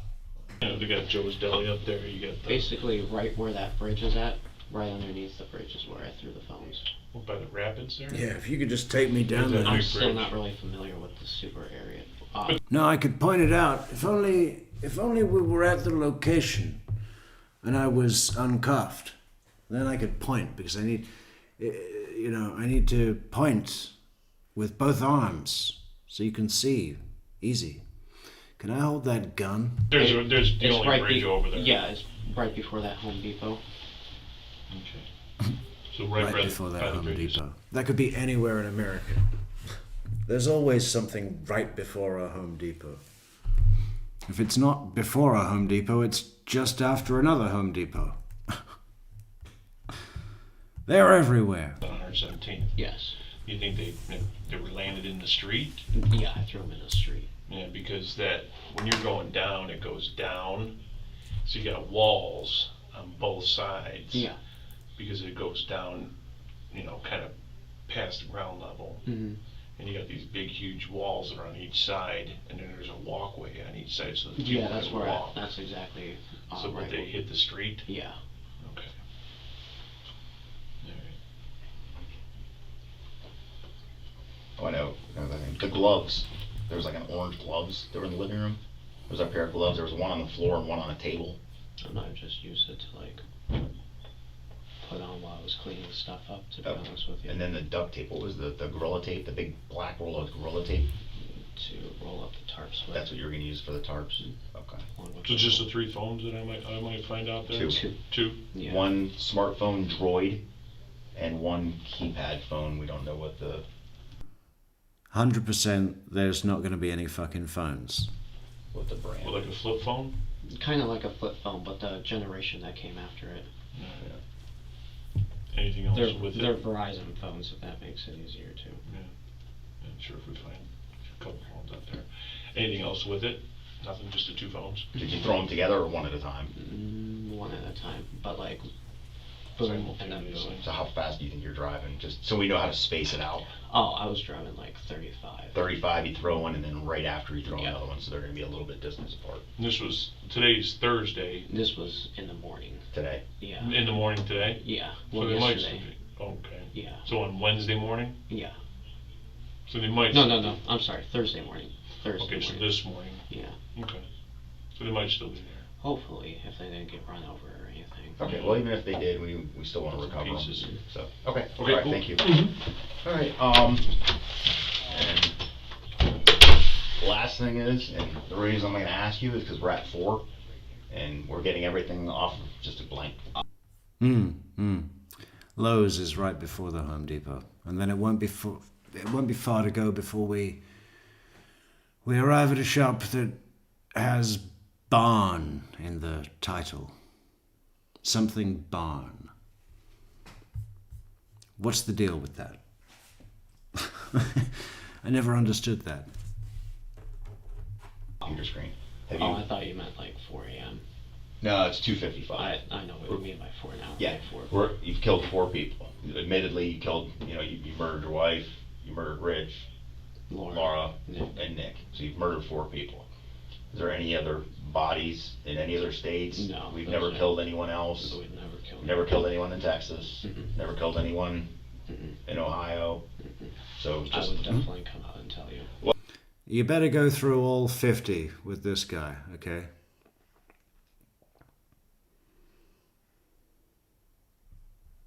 I believe you. I mean, Speaking of which, where's Metric's World Earth? you're being upfront and honest, but we're here. Yeah. I want to make sure everything gets out. You know, Yeah. I want to make sure that Shelby has everything out. Shelby is clear conscience. He knows he's told everything. And my last question to you is there anything else that we haven't talked about that I haven't asked you, and I've tried to be as detailed as possible, that you think I need to know about this case, or that Newport Richey Police or the Pasco Sheriff, do you know who covered that area? Was it a sheriff? Did you ever have the police come to your house when you lived on Norwood, where you killed Jamie at? Did you ever have the police come to your house? Mm-mm. Okay, do you know offhand, we'll find out, do you know, like if you would have called the police, was it Newport Richey Police that would have responded, or the sheriff that would have responded? It would have been Newport Richey. Because I don't know where is Norwood? Norwood. I know where Gulf High School is, I know where downtown It is. is literally 15 minutes away from that Walmart by that mall. Okay. Off do you, of, do you like remember a crossroad off in Norwood, like how to get there?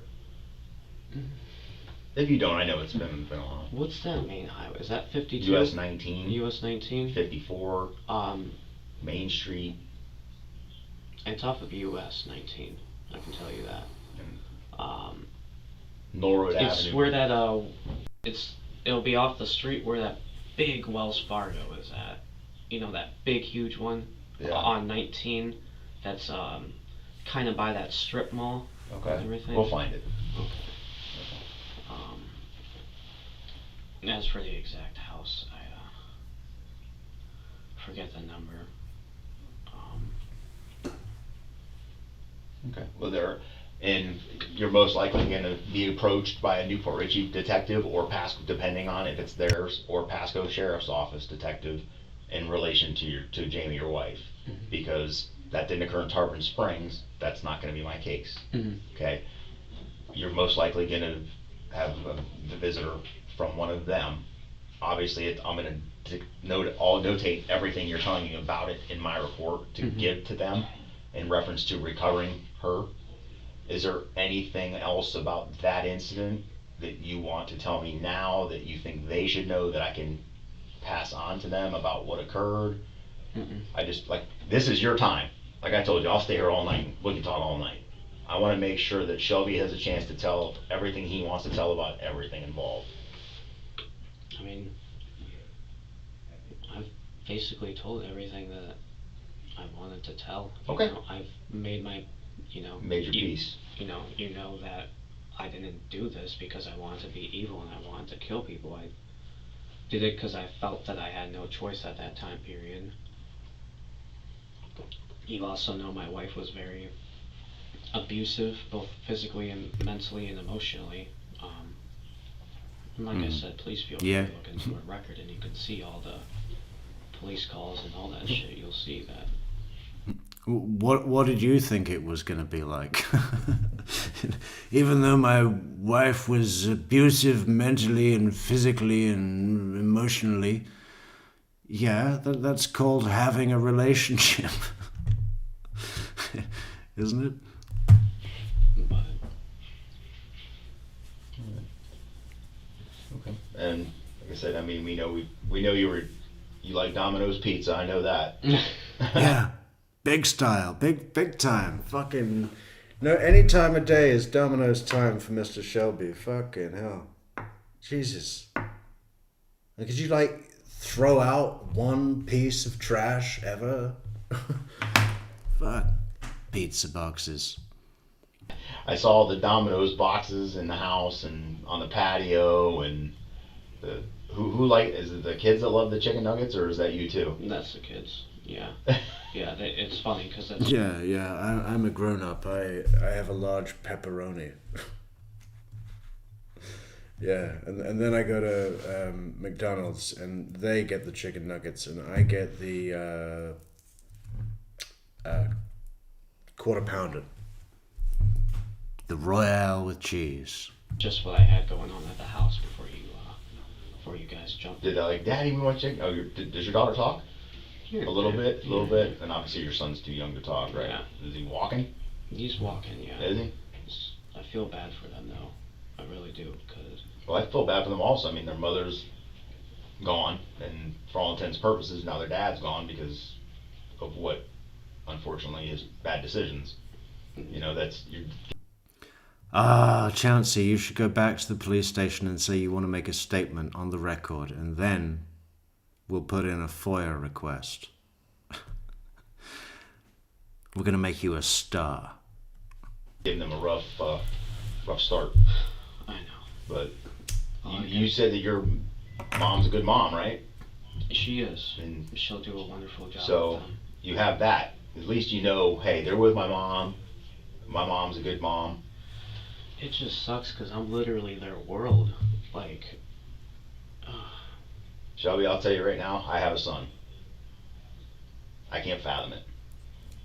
I can't, based on what you're telling me, and I don't know you. You could be, I don't think you would, but you could be blowing smoke up my butt. I don't think you are. I think you're being completely honest. You've been nothing but forthright. You have no reason to not. Yeah. From everything you said, those kids are your world. All of this stuff revolves around what? no. Your love of your kids, right? Can't imagine. I have one child. Can't imagine. What you're going through and what what's going through your mind. I just can't do it. It just sucks, laying in that bed. And I used to cuddle with them all the time because, after her, I didn't really like cuddling or sleeping with women, but my kids, oh, man, I loved cuddling with them. Oliver, he just loves just coming over and sitting on my lap. Makes your day, right? Yeah. I used to tell people all the time, I could have the worst day in the world. When I go home and I see my kids, I forget about everything. Is that how you are, kind of? They definitely helped me out with this year. Yeah. And I think somewhere in my head I always knew I was going to get caught, to be honest with you. I was like, I've always been ready for this moment. That's why I've always told myself, if they catch me, there's no point in lying. Just be honest, honor these people, because... All right. Well, we're gonna finish up. The only other question I have, and another detective that came up with me, mentioned it to me because apparently they thought they had seen a girl with you. Did you ever have a girl at the house that somebody could have possibly thought was Jamie or anything like that in Tarpon Springs? Oh, no. It was always just you and the kids. You never had a female over to the house, never brought a date home or anything like that. No. I mean, The only thing I can think of is when I bought weed off of somebody off Meet Me, Mm-hmm. but she didn't come in or any. You know, you can't have any like people come in the house when you got 3 dead bodies in the house. But she was like pulled off on the side of the road, like way down the way and everything when I picked up weed from her. So I don't know where people were getting, because I saw that on the news too, where they were where someone mentioned that son-in-law, grandkids, and daughter had come down to visit. In my head, I'm like, she definitely wasn't there. Yeah. And you never, you said you tag. I know you said you. God, I bet she feels lucky to be alive, huh? Fucking hell. What did he say? He said, what is that, an app where people can buy weed? God. This country is going straight to hell. Oh, man. But, yeah, lucky to be alive. Texted with Laura's phone. You Yeah. never called with Rich's phone and talked to anybody, pretended to be him or anything No, like that. I couldn't unlock the phone. Oh, you couldn't unlock Rich's phone. Mm-mm. Okay, but you never called anybody on any phone pretending to be Rich. It was only pretending to be Laura through text messages. Yes. Okay. All right, I'm gonna go. Just make sure that we have no other questions, and then we're gonna wrap it up. Sound good? Can you keep this? I will ask them. I can't make any decisions. This isn't my police department. I'm a guest. Okay. Please tell them I have PTSD with cold. I will tell them. Okay. You know, the only issue is safety factors. You know, if you're not suicidal or anything like that. You don't want to hurt yourself. Okay, because that's usually the main reason they don't want to give blankets, especially in jails. Okay, I will ask them. Can't guarantee anything. Okay, but I'll see what they say. I'll be right back. That was handled well. You see, if he'd have not laid out the extreme unlikelihood, he'd have been the bad guy. That was handled beautifully. I've got to see that again. That was wonderful. Can I keep this? Please tell them I have PTSD because of the cold. I'm very cold. What the fuck? Seriously? He's like, yeah, please, go and be a mommy for me. Go and tell those bad men in there. Tell them I have PTSD. Tell them your little boy has PTSD. You said you had a son. You see your son in me, don't you, detective? Yes? Go and tell them, detective. Be a mommy for me. Go and tell the policemen I have PTSD because of the cold and I need a blankie boo-boo. I need a blankie boo-boo. Them. I can't make any decisions. This isn't my police department. I'm a guest. Okay. Please tell them I have PTSD with cold. I will tell them. Okay. Pussy. You know, the only issue is safety factor. You know what I'd have loved right then?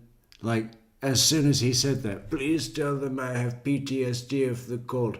Like, 8 fucking cops in full riot gear come bursting through the door with shields and bats and just pile on this guy.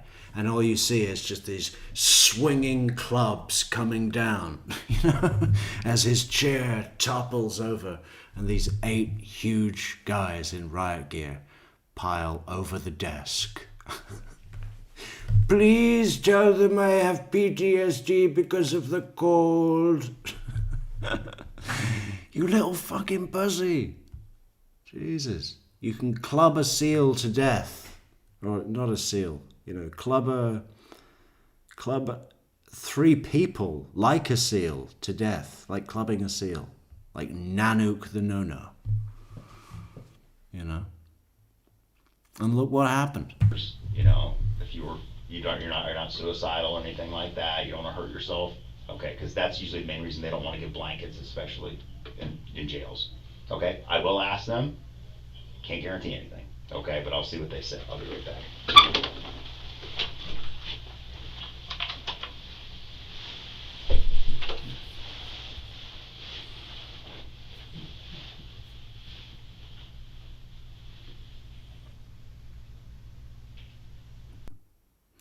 Yeah, maybe we should do some FOIA requests into Chauncey Myers'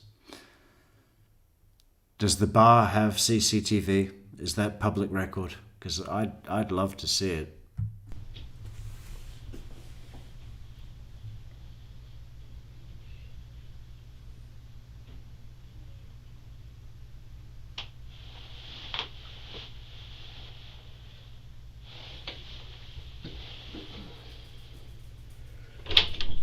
All right, Shelby, we're done.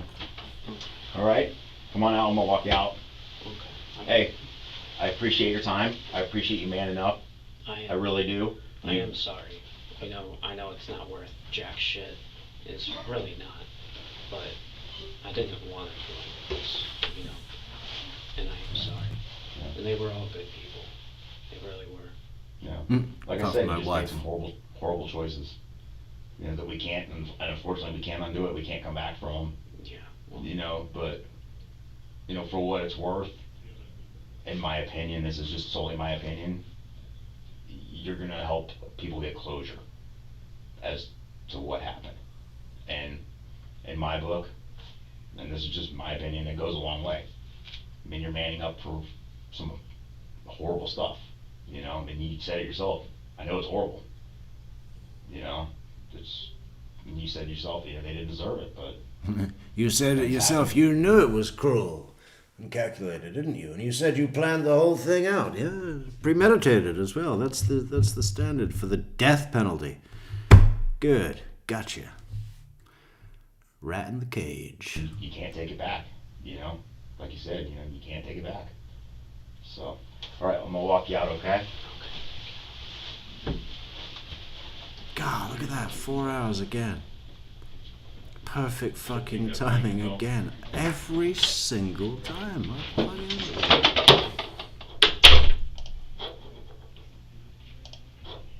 Who's that?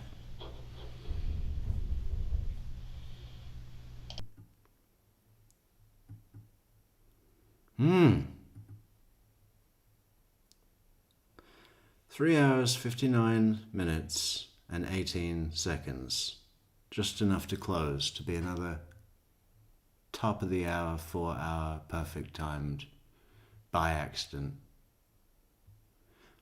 Or is it luck? But as you all know, luck is the residue of design.